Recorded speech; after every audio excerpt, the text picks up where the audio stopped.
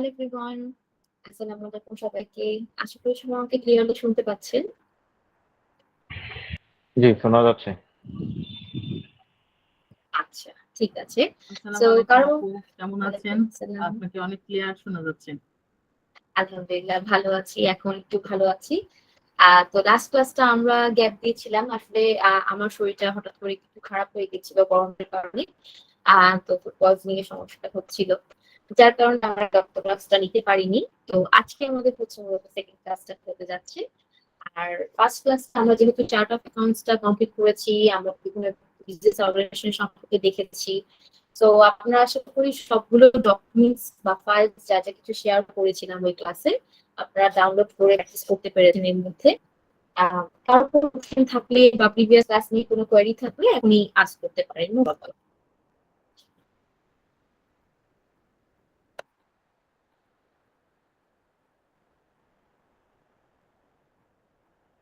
তো আপনারা অলরেডি ফাইলগুলো ডাউনলোড করেছেন আশা করি, আর প্র্যাকটিসটা করা শুরু করেছেন। আর ক্লাস ওয়াইজ আমরা যখন আজকে যে বিষয়গুলো নিয়ে প্র্যাকটিস করব সেগুলো আজকে পরে আপনাদের সাথে আমি শেয়ার করে দিব ওই একই ফোল্ডারই।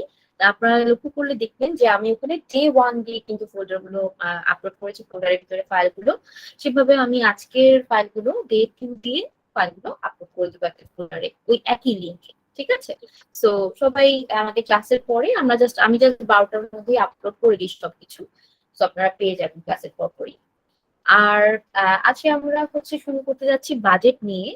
সো লাস্ট ক্লাসটা নিয়ে যদি কারো কোনো কোয়েরি থেকে থাকে এর মধ্যে আমাকে একটু হ্যান্ড রেজ করে জানাবেন, দেন আমরা আজকে টপিক শুরু করতে যাচ্ছি।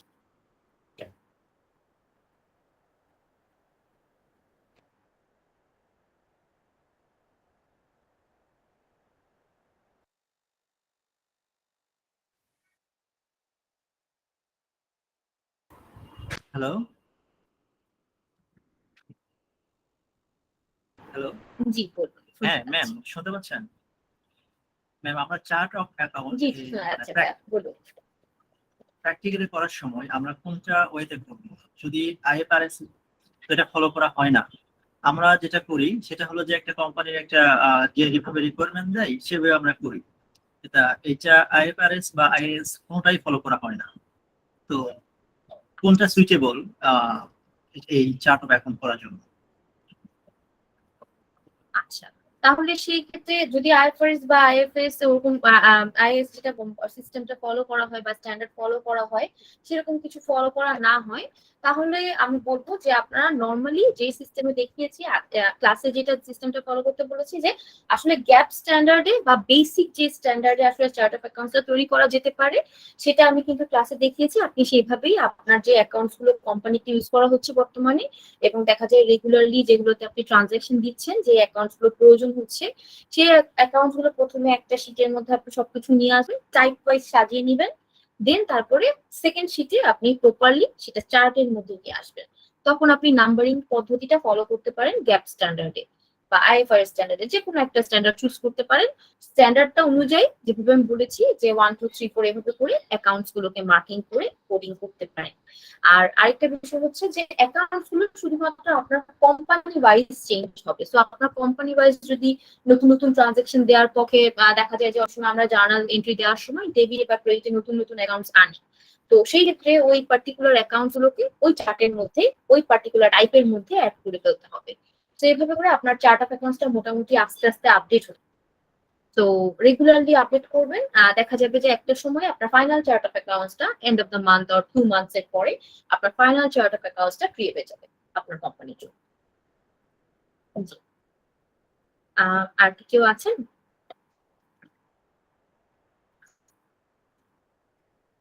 চলে আসুন, মাইকে কোশ্চেন করতে পারেন।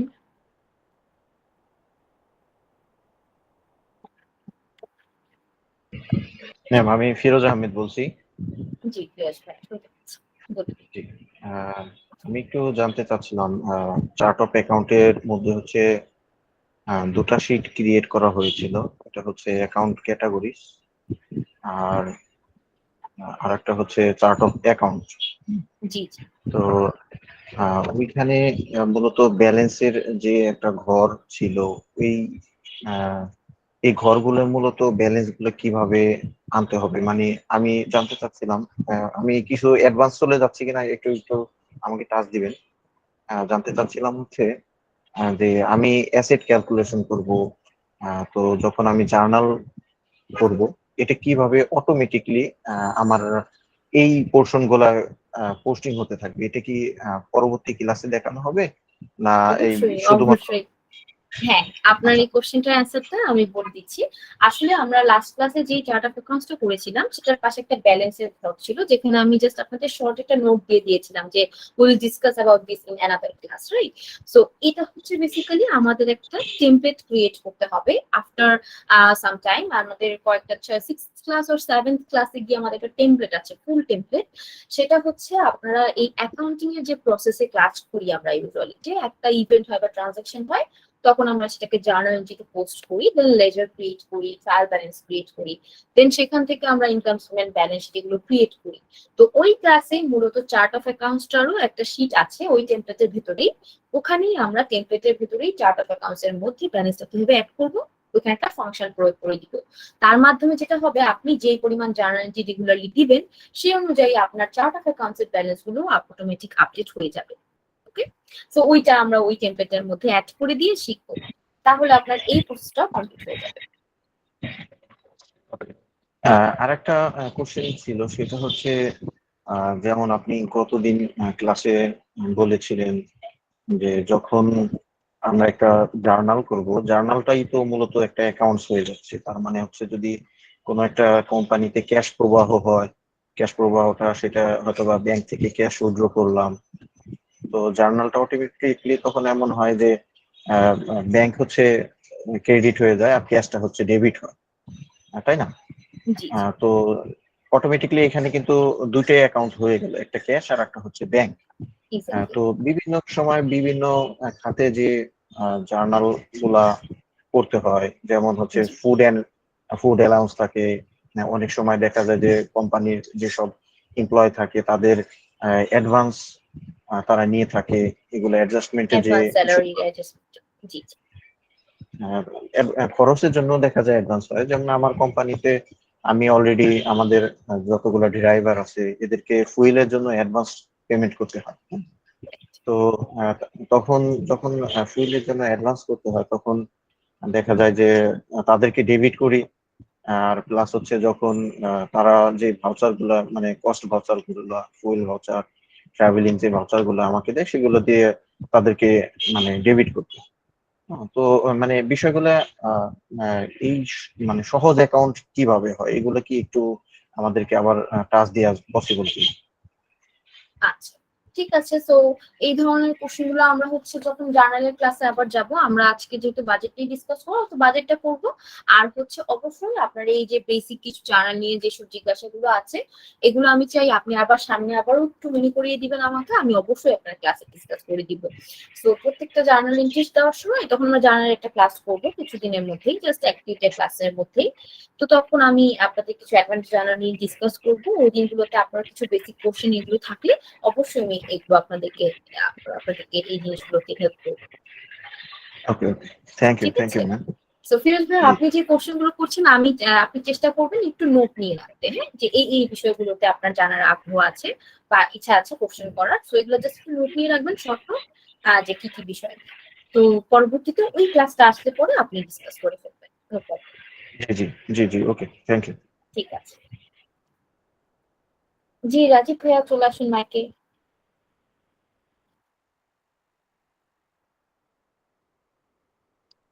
আহ জি আপু, আসসালামু আলাইকুম। ওয়ালাইকুম আসসালাম। আপু, আমার একটা মানে অ্যাকাউন্টিং রিলেটেড কোশ্চেন, সেটা হচ্ছে যে আমাদেরকে ডেপ্রিসিয়েশনের কোনো পার্সেন্টেজ আসে যে ধরার জন্য কোনো, মানে এরকম কোনো আছে যে 10% ধরবো, কোনোটার 5% বা 15% এরকম বা 20%? এটা ডেপ্রিসিয়েশনটা আমরা যখন অ্যাসেট প্লাস অন্যান্য সম্পত্তির চার্জ করব, সেটা কত পার্সেন্ট হারে চার্জ করব? আচ্ছা, সো ইটস গুড কোশ্চেন। অবশ্যই এটা কোনো কোম্পানি পলিসি মোতাবেক এটা তৈরি করে। বেসিক্যালি এটা হচ্ছে কোম্পানির সুবিধার্থে কোম্পানির স্ট্যান্ডার্ড কোনো অ্যাসেটটা ইয়ে আছে, স্ট্যান্ডার্ড স্ট্যান্ডার্ড কোনো? 10%, স্ট্যান্ডার্ডটা ইউজুয়ালি 10%ই ধরা হয়।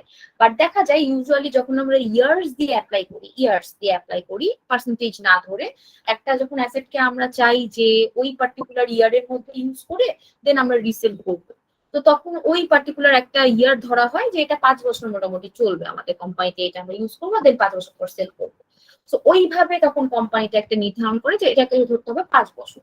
আর যদি মনে হয় যে না আচ্ছা ঠিক আছে এটা 5 বছরের মধ্যে যদি ধরি তাহলে আমার ডেপ্রিসিয়েশন হচ্ছে এত টাকা, আর যদি আমি 10% বা 5% করে ধরি তাহলে আমার ডেপ্রিসিয়েশন হচ্ছে 1 টাকা, তখন এই ডিফারেন্সিয়েটটা বের করে ওরা একটা ফাইনাল নির্ধারণটা নেয় যে একটা অ্যাসেটের উপরে ধরেন আপনার ফার্নিচার্স এর কিছু প্রপার্টিজ, আপনার ফার্নিচার্স আছে, অ্যাসেটস আছে, তো ওগুলোর ক্ষেত্রে আপনি ফার্নিচারটা একটা ক্যাটাগরি, এরকম আবার কম্পিউটার ইকুইপমেন্টটা হচ্ছে আরেকটা ক্যাটাগরি, অফিস ইকুইপমেন্ট গুলো হচ্ছে আরেকটা ক্যাটাগরি, মেশিনারিজ আরেকটা ক্যাটাগরি, তারপর এটা না, বিষয়টা হচ্ছে কি আইএএস, হ্যাঁ, ইন্টারন্যাশনাল অ্যাকাউন্টিং স্ট্যান্ডার্ডে কোনো কি পার্সেন্টেজ বলা আছে যে আমাদের ইকুইপমেন্টের পুরো এত পার্সেন্টেজ, বিল্ডিং এর পুরো এত পার্সেন্টেজ, এরকম কিছু বলা আছে? স্ট্যান্ডার্ডস অনুযায়ী কিছুটা আমাদের মানে নির্ধারণ দেয়া আছে, নীতিমালা দেয়া আছে, বাট সেই অনুযায়ী আপনি ধরতে পারেন। আরেকটা বিষয় হচ্ছে যে একটা না ওই কোম্পানিটা কতদিন ধরে আমি একটা শুনছি যে একটা পার্সেন্টেজ আছে, বাট আমি পার্সেন্টেজটা জানি না, হ্যাঁ।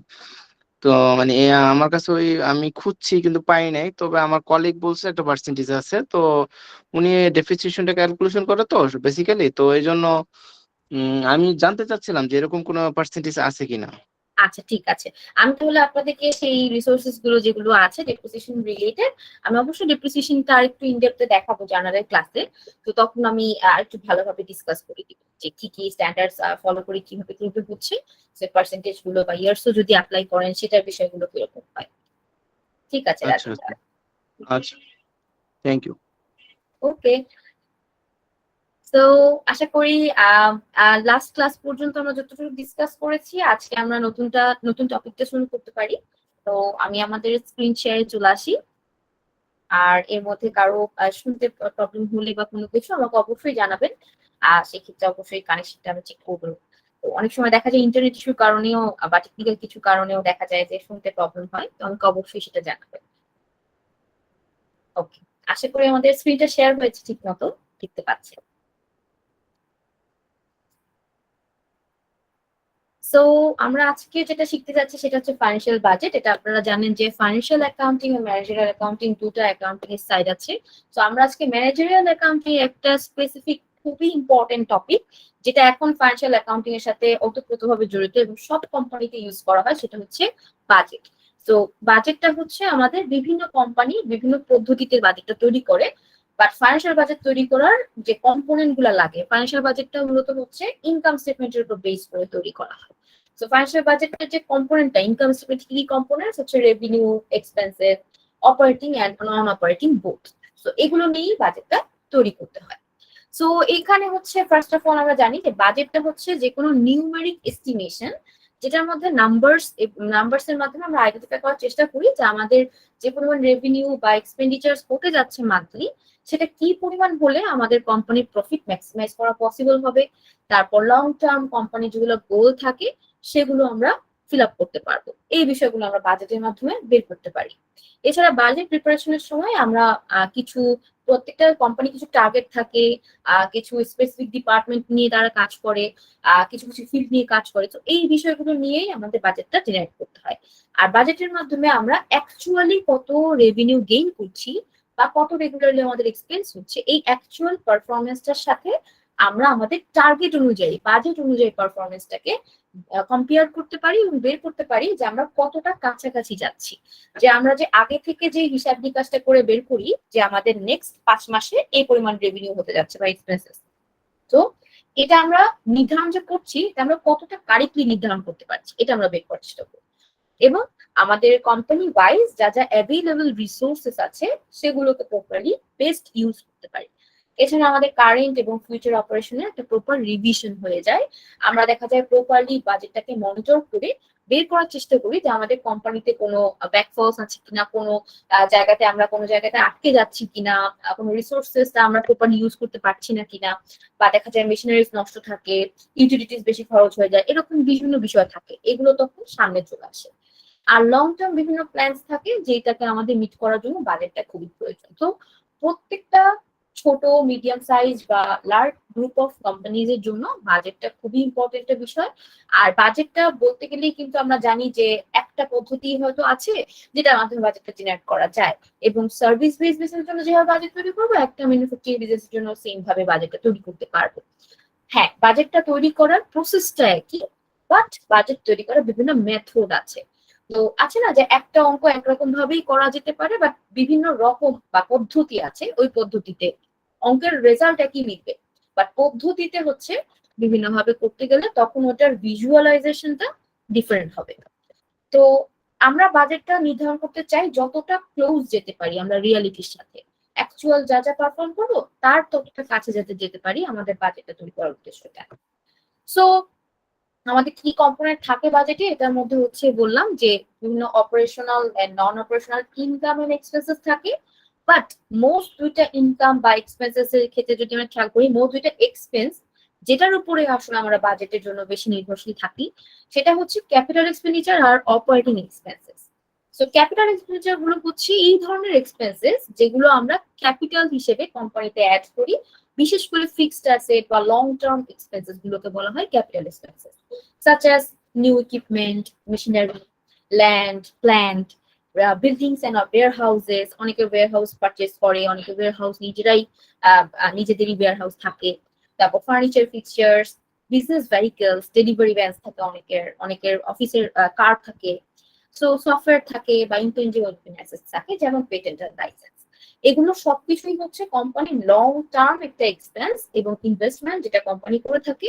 এবং দেখা যায় এই এক্সপেন্ডিচার্স গুলো করার আগে তারা বাজেট তৈরি করে যে তাদের কতদিনের মধ্যে তারা ওই পার্টিকুলার অ্যাসেট বা পার্টিকুলার এক্সপেন্স গুলো করতে যাচ্ছে, কত টাকা করে লাগবে, যেহেতু এই এক্সপেন্স গুলো করতে গেলে একটু বেশি খরচ হয়ে যায়, তো তার আগে এই জন্য প্ল্যানিং এর মাধ্যমে সেটা করা হয়। এছাড়া অপারেটিং এক্সপেন্সেস, অপারেটিংটা হচ্ছে ডে টু ডে বেসিস, মানে অনেক ক্ষেত্রে এমন দেখা যায় যে অফিসিয়ালি অনেক কিছু রিকোয়ারমেন্টের প্রয়োজন পড়ে, অনেক ক্ষেত্রে দেখা যায় যে আমরা এমন কিছু খরচ করে ফেলি যেগুলো আসলে রেগুলারলি আমাদের করতেই হবে। মানে এই এক্সপেন্স গুলোর ক্ষেত্রে আমাদের দেখা যায় অতটা সীমাবদ্ধতা বা লিমিটেশন থাকে না, লিমিটেশন থাকে না। তো কিছু কিছু ক্ষেত্রে কিন্তু আমাদের লিমিটেশন আছে, যেমন আমাদের অফিস রেন্ট কতটুকু প্রোভাইড করবো প্রত্যেক মাসে, এটা আমরা জানি। তারপর এমপ্লয়ীদের স্যালারি কত টাকার মধ্যে হতে যাচ্ছে, এটার একটা রেঞ্জ আছে। তারপর কয়জন এমপ্লয়ি কাজ করছে, এটা আমাদের অনুযায়ী আমরা এটা ক্যালকুলেট করি। এছাড়া আমাদের অফিসের বিভিন্ন ইউটিলিটি পেমেন্ট, প্রপার্টি ট্যাক্স গুলো, এই যে বিভিন্ন কিছু কিছু আছে ফিক্সড কস্ট, কিছু কিছু আছে ভ্যারিয়েবল কস্ট বা এক্সপেন্সেস, এগুলোকে আমরা আগে থেকে নির্ধারণ করতে পারি।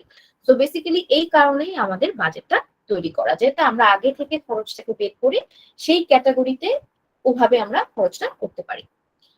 তো ক্যাপিটাল এক্সপেন্ডিচার থেকে কখনো কিন্তু জানি আমরা ইনকাম ট্যাক্সটা প্রোভাইড করা হয় না, ইনকাম ট্যাক্সটা ডিডাক্ট করা হয় কিন্তু অপারেটিং এক্সপেন্স থেকে, যেহেতু অপারেটিং এক্সপেন্সটা ইনকাম স্টেটমেন্টের মধ্যে আসে, that is why operating expense থেকে আমরা ট্যাক্সটা ডিডাক্ট করি। আমরা জানি net profit before income tax and ডিভিডেন্ডটা তৈরি করার পর নেক্সট আমরা দিচ্ছি হচ্ছে ইনকাম ট্যাক্স, আমাদের সেলস ট্যাক্সে দিচ্ছি, এন্ড তারপর ফাইনালি আমাদের এখান থেকে মাইনাস করে আমরা পাচ্ছি net profit after tax and dividend. So ক্যাপিটাল এক্সপেন্ডিচারটা কিন্তু সরাসরি চলে যাচ্ছে আমাদের অ্যাসেট সাইডে, দ্যাট ইজ ওয়াই আমরা ওটা অ্যাসেট সাইডে যেটা যাচ্ছে ওখানে কিন্তু ট্যাক্সের কোনো বিষয় আসে না, তো এটা পুরোটাই আমাদের অ্যাসেট হিসেবে কোম্পানির ক্যাপিটাল হিসেবে অ্যাড হয়। সো এই হচ্ছে মূলত দুইটা বাজেট তৈরি করার মোস্ট ইম্পর্টেন্ট কম্পোনেন্ট, যেগুলো আমরা তৈরি করে বের করার চেষ্টা করি যে কি পরিমাণ আমাদের এক্সপেন্সেস সামনের দিকে হতে যাচ্ছে। তো বাজেট তৈরি করার ক্ষেত্রে আমরা বিভিন্ন বাজেট আসলে কোম্পানির মাধ্যমে তৈরি করে থাকি, বাট মোস্ট পপুলারটা হচ্ছে ফাইন্যান্সিয়াল বাজেট, যেটার মধ্যে আমরা রেভিনিউ এবং এক্সপেন্স গুলোকে বের করি। এছাড়া অন্যান্য আরো বাজেটের মধ্যে আছে যেমন অ্যানুয়াল অপারেটিং বাজেট, শুধু অপারেটিং বাজেট যেটা আমরা মান্থলি অপারেটিং বাজেট করে থাকি। তো অপারেটিং বাজেট হচ্ছে শুধুমাত্র অপারেটিং ইনকাম আর এক্সপেন্সটাকে বের করার জন্য, অ্যান্ড রোলিং বাজেট হচ্ছে যে আপনি একটা মাসে বাজেট তৈরি করলেন, ওইটাই রোল করে করে মানে একই বাজেট ফলো করে প্রত্যেক মাস চলছে। তো তারা যারা হচ্ছে যেসব কোম্পানি হচ্ছে লিমিটেড তাদের সার্ভিসেস, লিমিটেড কাস্টমার এবং লিমিটেড সেলস হয়, তাদের জন্য রোলিং বাজেট পারফেক্ট। তারপর পারফরমেন্স বাজেট আছে। পারফরমেন্স বাজেটটা আসলে যে কোনো বিষয় নিয়ে পারফরমেন্স হতে পারে। এটা হতে পারে সেলস এর পারফরমেন্স, এটা হতে পারে প্রোডাকশন রিলেটেড বা কস্ট রিলেটেড পারফরমেন্স, এটা হতে পারে এমপ্লয়ীদের টাস্ক রিলেটেড পারফরমেন্স বা প্রজেক্ট রিলেটেড পারফরমেন্স, যে কোনো ধরনের পারফরমেন্স বাজেট যেখানে জেনারেট করা যেতে পারে। তো প্রত্যেকটা পারফরমেন্স বাজেট কি পারপাসে জেনারেট করা হচ্ছে ওইটার উপর বেস করে এখানে অ্যাকাউন্টস গুলো নিয়ে আসা হয়। তো যদি সেলস পারফরমেন্সের উপর আমরা বাজেট তৈরি করি তাহলে সেলস রেভিনিউজ গুলো আমরা সব এখানে নিয়ে আসি এন্ড এটার উপর বাজেট জেনারেট করি। আর মাস্টার বাজেটটা হচ্ছে মাল্টিপল বাজেট একসাথে যখন প্রিপেয়ার করে একটা কমপ্লিট বাজেট সেট তৈরি করা হয়, সেটাকে বলা হয় মাস্টার বাজেট। আর অপারেটিং বাজেট তো বললাম যে যেটা আমরা অ্যানুয়াল বাজেট তৈরি করি অপারেটিং, সেটা হচ্ছে 12 মাসের জন্য, আর এক মাস করে বা কয়েক মান্থের সমন্বয় করে তৈরি করলে তখন আমরা এটা বলি অপারেশন বাজেট। আর প্রোগ্রাম বাজেটটা হচ্ছে, প্রোগ্রাম বা প্রজেক্ট বাজেট হচ্ছে একটা প্র্যাকটিক্যালি আমরা যখন একটা প্রোগ্রাম বা ইভেন্ট অর্গানাইজ করি, সেই ইভেন্টটা আসার আগেই আমরা যে বাজেট করি ওটাকে বলা হয় প্রোগ্রাম বাজেট। তারপর আমরা যখন একটা প্রজেক্ট, গভর্নমেন্ট প্রজেক্ট বা নন গভর্নমেন্টের প্রজেক্ট থাকে, এই প্রজেক্ট গুলো যেসব কোম্পানি করে থাকে সেসব কোম্পানি প্রজেক্ট গুলো নেওয়ার আগেই বা প্রজেক্টের ডোনাররা ডোনেট করার আগেই দেখা যায় তারা ওই প্রজেক্টটা কিভাবে এক্সিকিউট করা হবে সেটার একটা বাজেট তৈরি করে, যে প্রজেক্টটা কোথায় কোথায় এক্সপেন্স হতে যাচ্ছে, কিভাবে এক্সিকিউট করা হবে সেই বিষয়গুলো। তখন এই বাজেটটা এভাবে জমা দেওয়া হয়। তো সেই অনুযায়ী তখন আমাদের দেখা যায় প্রজেক্টটা বা প্রোগ্রামটা অর্গানাইজ করা হয়ে থাকে। তো এই হচ্ছে ওভারঅল বাজেট যেগুলো আমরা তৈরি করে থাকি বিভিন্ন অর্গানাইজেশনের রিকোয়ারমেন্ট অনুযায়ী। তো আমরা আজকে দেখবো সেটা হচ্ছে ফাইন্যান্সিয়াল বাজেট। আর এখানে প্রত্যেকটা বাজেটই তৈরি করার যে প্রসেসটা আপনারা ফাইন্যান্সিয়াল বাজেটের মাধ্যমেই বুঝতে পারবেন যে কোনো একটা বাজেট যদি আমরা প্রিপেয়ার করতে চাই সেটার কারণে এই প্রসেসে গেলে আমরা ওই বাজেটটা তৈরি করতে পারবো। তো ওই যে বললাম প্রত্যেকটা বাজেটে আলাদা আলাদা কম্পোনেন্ট আছে, এগুলো আপনারা ইজিলি এই বাজেটের ফরম্যাট গুলো ইজিলি অনলাইনে বা অফলাইনে বা যে কোনো ভাবে আপনারা পেয়ে যাবেন। কিন্তু ফাইন্যান্সিয়াল বাজেটের যে বিষয়টা বা এই বাজেটগুলো যে বিষয়টা, প্রত্যেকটা বাজেটই তৈরি করাটা খুবই ইজি, বাট হচ্ছে আপনি যে নাম্বারিং ভ্যালুটা ওখানে দিবেন, ভ্যালুটা বসাবেন, কত করে বসাবেন বা কিভাবে বসাবেন, কি পদ্ধতি অবলম্বন করে বসাবেন, সেটার একটা শিখাটা মূল উদ্দেশ্য। তো ফাইন্যান্সিয়াল বাজেট যদি দেখি আমরা, ফাইন্যান্সিয়াল বাজেট হচ্ছে মূলত ইনকাম আর এক্সপেন্সটাকে বের করে এবং লং টার্ম বা শর্ট টার্ম বেসিস বিজনেসটাকে একটা প্ল্যান দেয়, যেটার মাধ্যমে বিজনেস চললে পরে তাদের রেগুলারলি ক্যাশ ইনফ্লো এবং ক্যাশ আউটফ্লোটা টার্গেট মোতাবেক হয়, মানে যেই গোলটা নিয়ে তারা আর কি ফোকাস করে ওই গোলটা অনুযায়ী হয় এবং ইজিলি তারা অ্যাচিভ করতে পারে। এছাড়া বাজেটের মাধ্যমে তাদের যে বেটার কন্ট্রোল হয় তাদের যে রিসোর্স গুলো আছে সেগুলোর উপর, এছাড়া তাদের প্রপার যে মেকানিজমটা আছে ইনফ্লোজ এন্ড আউটফ্লোজ এর, এটার উপর তাদের প্রপার কন্ট্রোলটা থাকে এবং এফিসিয়েন্সি থাকে। তো ক্যাশ বাজেট তৈরি করা যায়। ফাইন্যান্সিয়াল বাজেটটাকে আমরা যদি ছোট ছোট বাজেটের মধ্যেও ভাগ করি সেক্ষেত্রে ক্যাশ বাজেট একটা। তো ক্যাশ বাজেটের মধ্যে শুধুমাত্র ক্যাশ ইনফ্লো এন্ড আউটফ্লো দেখতে পারবো, মানে ক্যাশে কত অ্যামাউন্ট আমাদের রিসিভ হচ্ছে আর ক্যাশে কত অ্যামাউন্ট আমাদের স্পেন্ড হচ্ছে মান্থলি, এটার একটা বাজেট তৈরি করতে পারি আমরা, সেটার নাম হচ্ছে ক্যাশ বাজেট। এটাও অনেক পপুলার একটা বাজেট যেটা বিভিন্ন কোম্পানি তৈরি করে থাকে। And balance budget balance sheet. So বাজেটের ব্যালেন্স শিটটা হচ্ছে আপনি ব্যালেন্স শিটের মধ্যে কি কি অ্যাকাউন্টস থাকে আমরা জানি, এখানে থাকে অ্যাসেট, লায়াবিলিটিজ এন্ড ওনার্স ইকুইটি। অ্যাসেটের মধ্যে হচ্ছে কিন্তু আমাদের ক্যাপিটাল এক্সপেন্ডিচার গুলো, সো ওইটা নিয়েও আমরা আলাদা বাজেট তৈরি করতে পারি, যেমন সেটা হচ্ছে ক্যাপিটাল এক্সপেন্ডিচার বাজেট। আরেকটা হচ্ছে বাজেটেড ব্যালেন্স শিট, সেটার মধ্যে asset, liability and owners equity তিনটা পার্টি থাকে এবং তিনটার উপরেই আমরা আগে থেকে নির্ধারণ করি যে আমাদের অ্যাসেট কত পরিমাণ হতে যাচ্ছে, সামনে লায়াবিলিটি পরিমাণ কেমন বাড়তে যাচ্ছে বা কমতে যাচ্ছে, এবং ওনার্স ইকুইটি বা ইনভেস্টমেন্ট কেমন আসতে যাচ্ছে। তো এই বিষয়গুলো আমরা এই বাজেটের মাধ্যমে পেয়ে থাকি। সেগুলো হচ্ছে different type of sections of financial budget. Financial বাজেটের মধ্যে সবটুকুই আছে, যেটা হচ্ছে যে বললাম operating income, non operating income, operating expenses and non operating expenses plus cost of good sold, যেটা আমরা জানি সিওজিএস নামে, ওইগুলো সবগুলো এই ফাইন্যান্সিয়াল বাজেটে আছে। সো যে বাজেটে আমরা জেনারেট করবো না কেন, এইটা হচ্ছে বাজেটের একটা প্ল্যান বা প্রসেস। বাজেটের ভিতরে কি কি কম্পোনেন্ট বা বাজেটের ভিতরে কি কি আমাদের অ্যাকাউন্টস আসতে যাচ্ছে, সেই অ্যাকাউন্টস গুলো আগে থেকে আমাদের ক্যালকুলেট করে বের করতে হবে। তো আমাদের যেহেতু ফাইনাল বাজেটে আসতে যাচ্ছে অপারেটিং ইনকাম এবং নন operating income plus operating expenses, নন অপারেটিং এক্সপেন্সেস, তো সেই ক্ষেত্রে আমাদের এখানে ফার্স্টে ক্যালকুলেট করতে হবে এক্সপেক্টেড ইনফ্লোস। ইনফ্লোস বলতে এটা হতে পারে cash inflow, credit inflow, because এটা আমরা জাস্ট অপারেশনস এর উপর বেস করে তৈরি করছি। তো অপারেশনস এন্ড নন অপারেশনস যেগুলো আমাদের রিসিভ হবে, অ্যামাউন্ট রিসিভ গুলো বা ইনফ্লোস গুলো আমাদের এখানে ক্যালকুলেট করবে। So most of the time inflow, service related, other type of income related যা যা ইনকাম আমাদের কাছে সেগুলো, প্লাস এক্সপেক্টেড আউটফ্লো যেগুলো আমাদের এক্সপেন্স হতে যাচ্ছে। এখানে এক্সপেন্স বলতে নন অপারেটিং, অপারেটিং বলতে পারে। অ্যান্ড সে দ্য টার্গেট, তো প্রত্যেকটা বাজেটের একটা টার্গেট থাকে যে এই বাজেটটা থেকে আমরা আলটিমেটলি কি পেতে যাচ্ছি। তো আমরা এই ফাইন্যান্সিয়াল বাজেট থেকে পেতে চাচ্ছি যে আমাদের প্রত্যেকটা মাসে কি পরিমাণ রেভিনিউ বা এক্সপেন্স আসতে পারে সেটা দেখতে চাচ্ছি। সো এছাড়া আমাদের এক্সপেন্স গুলো যেগুলো আছে, আমরা জানি বিভিন্ন ফিল্ডে আমরা এক্সপেন্স করে থাকি। আমরা যেটা নাম দিই যে জেনারেল এন্ড অ্যাডমিনিস্ট্রেটিভ এক্সপেন্স, এটার আন্ডারে অনেক ধরনের এক্সপেন্স আমরা অ্যাড করি। তো আমরা জানি যে স্যালারির ক্ষেত্রে কিন্তু স্যালারি বিভিন্ন অ্যালাউয়েন্সেস আছে, স্যালারি বিভিন্ন ডিডাকশনস আছে। এরকম বিভিন্ন নামগুলো আমরা যে ইউজ করি, যেমন হাউস অ্যালাউয়েন্স, বা তারপর আমরা যেটা করি যে car allowance, house rent allowance, এমপ্লয়ীদের যেগুলো অ্যালাউয়েন্স দিয়ে থাকি, তারপর suppose advance leave or sick leave যেগুলো অ্যালাউয়েন্স দিয়ে থাকি আমরা, এগুলো সব অ্যালাউয়েন্স কিন্তু স্যালারির অন্তর্ভুক্ত। তার মানে এগুলো হচ্ছে payroll expenses. So payroll expense নামে যদি আমরা একটা ক্যাটাগরি করি এবং ওইটার আন্ডারে যদি সবগুলো দেই, তাহলে এটা আমাদের জন্য প্রপার এক্সপেন্সেস এর ডিভিশন হচ্ছে। সো এইভাবে করে আমরা আলাদা আলাদা ডিভাইড করতে পারি, এক্সপেন্স গুলোকে ক্যাটাগরি ওয়াইজ ভাগ করতে পারি। যেগুলো হচ্ছে ট্রাভেল রিলেটেড এক্সপেন্স, যেমন ট্রাভেলের মধ্যে মিল এক্সপেন্স, ট্রাভেলের মধ্যে হোটেল অ্যাকোমোডেশন, ট্রাভেলের মধ্যে আছে কার ট্রাভেল করছে সাপোজ কারে, তো সেই ক্ষেত্রে উবার কস্টিং বা এই কস্টিং গুলোকে আমরা তখন দিচ্ছি ট্রাভেল এক্সপেন্সেস হিসেবে। সো এই যে আমরা বিভিন্ন রকম এক্সপেন্সেস গুলো রেখেছি, তারপর আমরা অটোমোবিল এক্সপেন্সেস এরকম করে কিছু কিছু এক্সপেন্সেস দিয়ে থাকি। তো এই ধরনের এক্সপেন্স গুলোকে আমরা ক্যাটাগরি করতে পারি। ক্যাটাগরি করার মাধ্যমে যেটা হবে, তাহলে আমাদের টোটাল টাকাটা কোন কোন খাতে কত টাকা করে যাচ্ছে এটা আমাদের টোটাল বাজেটের মধ্যে শো করা পসিবল।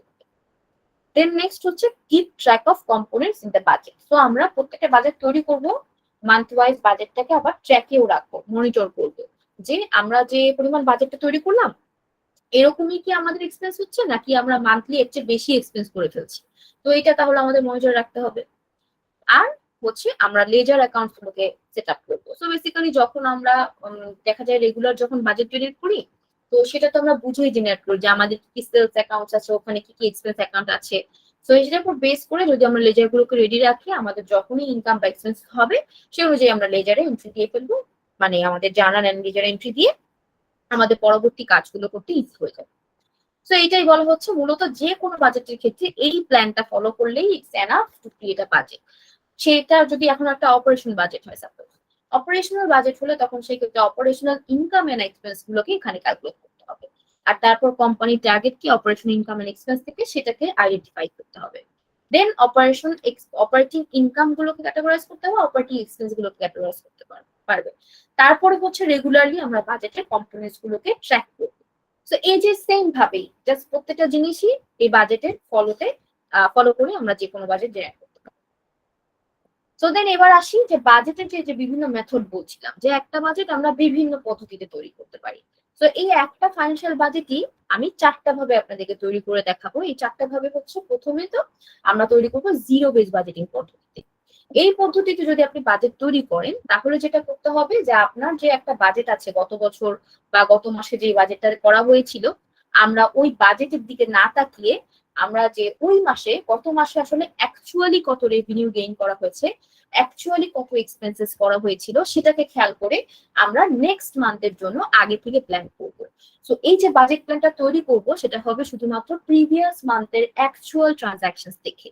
তাহলে যেটা হচ্ছে যে আমরা প্রিভিয়াস মাসের অ্যাকচুয়াল ট্রানজাকশন দেখে একেবারে স্ক্র্যাচ থেকে একদম বিগিনিং থেকে বাজেট তৈরি করছি, যেটাকে বলা হচ্ছে জিরো বেস বাজেট। এটার মধ্যে আমাদের আগের বছরের বা আগের মাসের বাজেটের কোনো প্রভাব থাকবে না। আর ট্রেডিশনাল বাজেটিং পদ্ধতিটা হচ্ছে মূলত এটা একটা বাজেট পদ্ধতি যেটা হচ্ছে প্রত্যেক মাসেই আমরা প্রিভিয়াস মাসের বাজেটটা দেখে দেন পরের মাসের বাজেট বানাবো। প্রিভিয়াস মাসের বাজেট কেমন ছিল, অ্যাকচুয়ালের সাথে পার্থক্য করে দেখবো যে কি পরিমাণ পার্থক্য হয়েছিল, আমরা কতটা কাছাকাছি বাজেট তৈরি করতে পেরেছি, সেটার উপর বেস করে নেক্সট মান্থের বাজেট তৈরি করব। আর এই সময় আমাদের বিভিন্ন ক্ষেত্রে বিভিন্ন যে চেঞ্জেস গুলো থাকে, যেমন ইনফ্লেশন রেটের আপ ডাউন হয়, তারপর কাস্টমার ডিমান্ড অনেক সময় বাড়ে বা কমে আমাদের প্রোডাক্টের ক্ষেত্রে, এছাড়া মার্কেট সিচুয়েশনটা কেমন আছে, এগুলোর উপর বেস করে আমাদের ট্রেডিশনাল বাজেটিং এর ক্ষেত্রে কিছু কিছু অ্যাকাউন্টসে আমরা আমাদের অ্যামাউন্ট গুলো বাড়াবো বা কমাবো, সেটার উপর বেস করে আমরা এই ট্রেডিশনাল বাজেটটা জেনারেট করতে পারবো। এই হচ্ছে দুই ধরনের। তার মানে প্রথমটার ক্ষেত্রে আমরা টোটালি বাজেটের দিকে তাকাচ্ছি না, অ্যাকচুয়াল পারফরমেন্স দেখে আমরা পরবর্তী মানগুলোতে বাজেট তৈরি করছি। আর ট্রেডিশনাল বাজেটের ক্ষেত্রে আমরা অ্যাকচুয়ালও দেখবো, বাজেটও দেখবো, এবং দুটোর মধ্যে কম্পেয়ার করে তারপর আমাদের জন্য যেটা সুইটেবল, যেভাবে আমরা তৈরি করলে আমরা ততটা অ্যাকচুয়ালের কাছাকাছি পৌঁছাতে পারবো, সেভাবে আমরা ট্রেডিশনাল বাজেটটা তৈরি করবো। এবং এটা তৈরি করার ক্ষেত্রে আমরা আবার মার্কেট সিচুয়েশন, কাস্টমার ডিমান্ড এবং ইনফ্লেশন রেট এগুলো খেয়াল করবো। তো এটা হচ্ছে ট্রেডিশনাল বাজেট, এবং এটা প্রত্যেক মাসেই খেয়াল করতে হবে। আর ইনক্রিমেন্টাল বাজেটের পদ্ধতিটা হচ্ছে আপনি প্রিভিয়াস ইয়ারের বা প্রিভিয়াস মান্থের বাজেট দেখেই করবেন, বাট এখানে শুধুমাত্র আপনি যখন তৈরি করবেন বাজেটটা, শুধুমাত্র ইনফ্লেশন ফ্যাক্টরটাকে মাথায় রেখে তৈরি করবেন। এখানে আর যাবতীয় যা যা ফ্যাক্টর আছে সেগুলোকে আপনার মাথায় রাখার দরকার নেই, যে কাস্টমার ডিমান্ড ওর আমাদের মার্কেট সিচুয়েশন কেমন, পরিস্থিতি কেমন, সেগুলো চিন্তা করার দরকার নেই। জাস্ট ইনফ্লেশন রেটটা বাড়ছে বা কমছে কিনা এটার উপর বেস করে আমরা বাজেটটা তৈরি করবো। তার মানে কিছু এক্সপেন্সেস যদি আমাদের ইনফ্লেশন রেট অনুযায়ী বেড়ে যায়, তো ওই এক্সপেন্স গুলোকে আমরা কিছুটা বাড়িয়ে ধরবো। আর তাছাড়া বাকি মোস্ট অফ দ্য টাইম বাজেটের অ্যামাউন্ট সেমই থাকবে প্রিভিয়াস মান্থের। তো এই বাজেটটা হচ্ছে তৈরি করা খুব ইজি এবং খুবই কম সময়ের মধ্যে তৈরি করা যায়। দেখেন এখানেও মেনশন করা আছে, it's a quick and easy method to prepare budget. তো দিস ওয়েতে আমরা প্রিপেয়ার করতে পারি বাজেটটা। আরেকটা বাজেট হচ্ছে যে মেথডটা আমরা ফলো করে তৈরি করতে পারি, সেটা হচ্ছে অ্যাক্টিভিটি বেসড বাজেট। এই লাস্ট মেথডটা হচ্ছে একটু ইলাবোরেটিভ বাজেট তৈরি করার ক্ষেত্রে খুব ভাবে ফলো করা হয়। এটা হচ্ছে বেসিক্যালি আপনার নামের মাধ্যমে বুঝতে পারছেন যে অ্যাক্টিভিটির উপর বেস করে বাজেটটাকে জেনারেট করা হয়। সো আপনি মাসে কি পরিমাণ রেভিনিউ গেইন করবেন, প্রত্যেকটা অ্যাকাউন্টস ধরে ধরে আলাদাভাবে ক্যালকুলেট করতে হয়। সেলস এর ক্ষেত্রে আমরা ক্যালকুলেট করি প্রোডাক্ট ওয়াইজ, সার্ভিসের ক্ষেত্রে ক্যালকুলেট করি আমাদের কি কি সার্ভিস লাইন আছে, আমরা কি কি সার্ভিসে অপারেশন করি, সো ওইখানে আমাদের কোন কোন খাতে কোন কোন সার্ভিসটাতে আমাদের বেশি রেভিনিউ আসছে, তো সেই অনুযায়ী আমরা পরবর্তী মাসগুলোতে, এখানে আমি আপনাদেরকে ডিপ অ্যানালাইসিসটা করাটা কিভাবে করবেন বাজেটের আগে সেটা আমি আপনাদেরকে এখানে দেখাবো। সো প্রত্যেকটা বাজেটেরই কিন্তু পদ্ধতিটা আলাদা। আপনার যদি এখানে এখন 4টা বাজেট পদ্ধতি আছে, তাই না? তো লাস্টের বাজেট পদ্ধতিতে হচ্ছে আপনি বেশি করে অ্যানালাইসিস করে বাজেটটাকে একেবারে এমন ভাবে প্রিপেয়ার করবেন যে ওই বাজেট ফলো করে চললেই এটা প্রপারলি একটা মাসে আমরা এত টাকার রেভিনিউ গেইন করতে পারবো। প্রপারলি যদি এই বাজেটটা ফলো করে চলি তাহলে আমাদের এই মাসে আমাদের লাভ হবে, এই মাস থেকে নেক্সট মান্থে আমাদের লাভ হবে, এভাবে আমরা বলতে পারবো। তো অ্যাক্টিভিটি বেস বাজেটটা হচ্ছে সেই অ্যাকিউরেট রেজাল্টটা দেয় অনেকটা, যে কারণে বিভিন্ন গ্রুপ অফ কোম্পানিজ বা বড় কোম্পানিগুলো যখন আস্তে আস্তে ছোট থেকে বড় হতে থাকে তারা আস্তে আস্তে অ্যাক্টিভিটি বেস বাজেটের দিকে শিফট করে, কারণ এই বাজেটটা হচ্ছে একটু ডিপ অ্যানালাইসিস করে বের করতে হয়। আর যেহেতু ডিপ অ্যানালাইসিস করা হয় তো সেই ক্ষেত্রে অনেক বিভিন্ন বাজেটের মাধ্যমে বিভিন্ন ক্ষেত্রে দেখা যায় যে আমাদের অপারেশনস এর মধ্যে কিছু কিছু ফাঁক ফোকর থাকে, কিছু কিছু জায়গাতে, যেমন প্রোডাকশনের ক্ষেত্রে দেখা যায় অনেক সময় যত ইউনিট প্রডিউস করার কথা ছিল অত ইউনিট প্রডিউস হচ্ছে না, সাপোজ কত 2 মাস ধরে। তো অ্যাক্টিভিটি বেস বাজেট যদি করি তাহলে এটার মাধ্যমে ইজিলি বের করা যাবে যে কোথায় ফলটা আছে, তো সেই জায়গাটাতে আমরা কাজ করতে পারবো, আমরা বেটার করতে পারবো। তো এই জন্য অ্যাক্টিভিটি বেস বাজেটিংটা অনেক বড় বড় কোম্পানি ফলো করে থাকে। তো এই হচ্ছে 4টা মেথড। এখন প্রশ্ন আসতে পারে আমি কোন মেথডটা ফলো করে আমাদের কোম্পানির জন্য, সাপোজ আপনি সার্ভিস কোম্পানিতে জব করছেন, আপনি সার্ভিস কোম্পানিটা কোন ক্যাটাগরিতে পড়ে এবং কিভাবে আমরা এই বাজেটটা এখান থেকে কোন বাজেটটা আমরা দেখতে পারি। তো এই ধরনের কোশ্চেন যখন আসে তখন এই 4টা মেথডের পাশাপাশি আরো কিছু যে বলছিলাম টার্গেট, গোলস, এই জিনিসগুলো আনতে হয়। তো এই যে ফ্যাক্টরগুলোকে বলা হয় যে বাজেটের বিভিন্ন সুইটেবল ফ্যাক্টর, যেগুলো আমরা খেয়াল করে বাজেটটা জেনারেট করি এবং তারপর আমাদের বেস্ট মেথডটাকে চুজ করি যেটা আমাদের জন্য পারফেক্ট। তো আমরা যখন বাজেটের ফ্যাক্টর গুলোকে চুজ করি, এখানে আসলে বাজেট ফ্যাক্টর গুলো বের করি যে আমাদের বিজনেসের সাইজটা কত বড়। বিজনেসের সাইজ কত বড় বলতে এখানে কয়জন এমপ্লয়ি আছে, কত বড় তার অপারেশন, এরিয়া অফ অপারেশনটা বের করি, তারা কোন কোন এরিয়াতে অপারেট করে, তাদের সার্ভিস কয় লাইনের, প্রোডাক্ট কয় লাইনের, এটা বের করি। তারপর ফোকাস অফ দ্য বিজনেস, এইটা বিজনেসের লং টার্ম ফোকাসের উপর বেস করে তৈরি করা হয়, যেহেতু বাজেটটা আউটকামটা হচ্ছে আপনার লং টার্ম। সো অনেক বাজেট আছে যে 6 মাসের জন্য বা 1 বছরের জন্য প্রিপেয়ার করা হয় পুরোপুরি। So of course it is long term, এটা 1 মাস করে জাস্ট নেক্সট মান্থ গুলোতে বাজেট তৈরি করবো এন্ড চেঞ্জ করবো, এটা হয় না। দেখা যায় বাজেটটাকে মনিটর করা হয়, কিছু ছোটখাটো মাইনর অ্যাডজাস্টমেন্ট থাকলে সেটা করা হয়, বাট হিউজ বড় কোনো অ্যাডজাস্টমেন্ট কিন্তু ওখানে করা লাগে না। সো বেসিক্যালি দেখা যায় এটা ফোকাস অফ দ্য বিজনেসটাকে আগে নিয়ে যায়, গোলটা অনুযায়ী আমরা আগাতে পারি।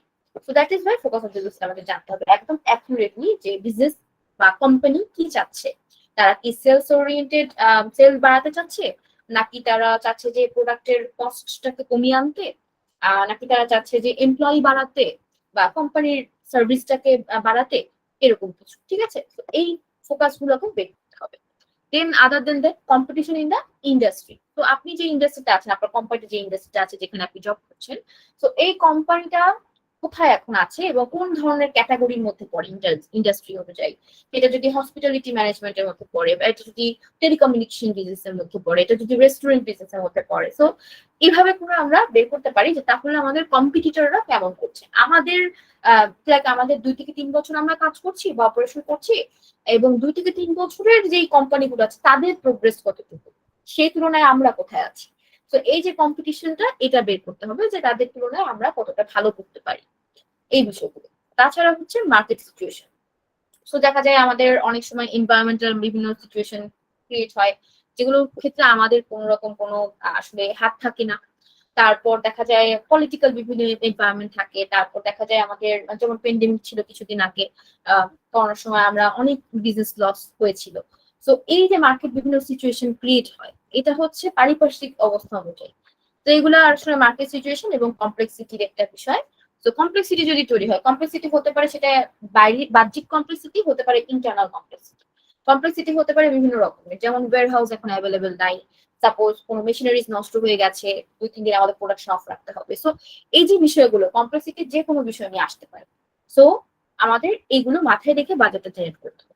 এছাড়া হচ্ছে ডাটা ফর প্রজেকশন। এটা খুবই বড় একটা ইম্পর্টেন্ট ফ্যাক্ট যে আপনার কাছে যদি ডাটা না থাকে যে প্রিভিয়াস মান্থে কি পরিমাণ আর্নিং হয়েছে, প্রিভিয়াস মান্থে কি পরিমাণ এক্সপেন্স হয়েছে, এটা যদি আমি কোথাও না দেখতে পারি, সাপোজ আমাদের কোনো জার্নাল নাই, আমাদের কোনো ডকুমেন্টস নাই, আমাদের কোনো স্লিপস নাই, কোনো রিসিপ্টস নাই, তো আমরা তাহলে কিভাবে নেক্সট মান্থের জন্য বাজেট তৈরি করবো? তাহলে যেটা করতে হবে, এই মাসের যে রিসিপ্ট তৈরি হবে, এই মাসের যে রেভিনিউ আসবে, সেগুলোকে আপনি আস্তে আস্তে বুককিপিং করা শুরু করবেন। এটাকে বলা হয় বুককিপিং, মানে আপনি ডাটাগুলোকে এন্ট্রি করা শুরু করছেন এবং সেটা জার্নাল এবং লেজারের মাধ্যমে এন্ট্রি করা শুরু করছেন।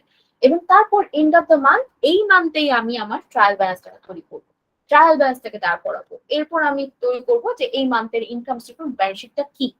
এরপরে আমি এই মান্থটা ক্লোজ করার পর নেক্সট মান্থের জন্য বাজেট তৈরি।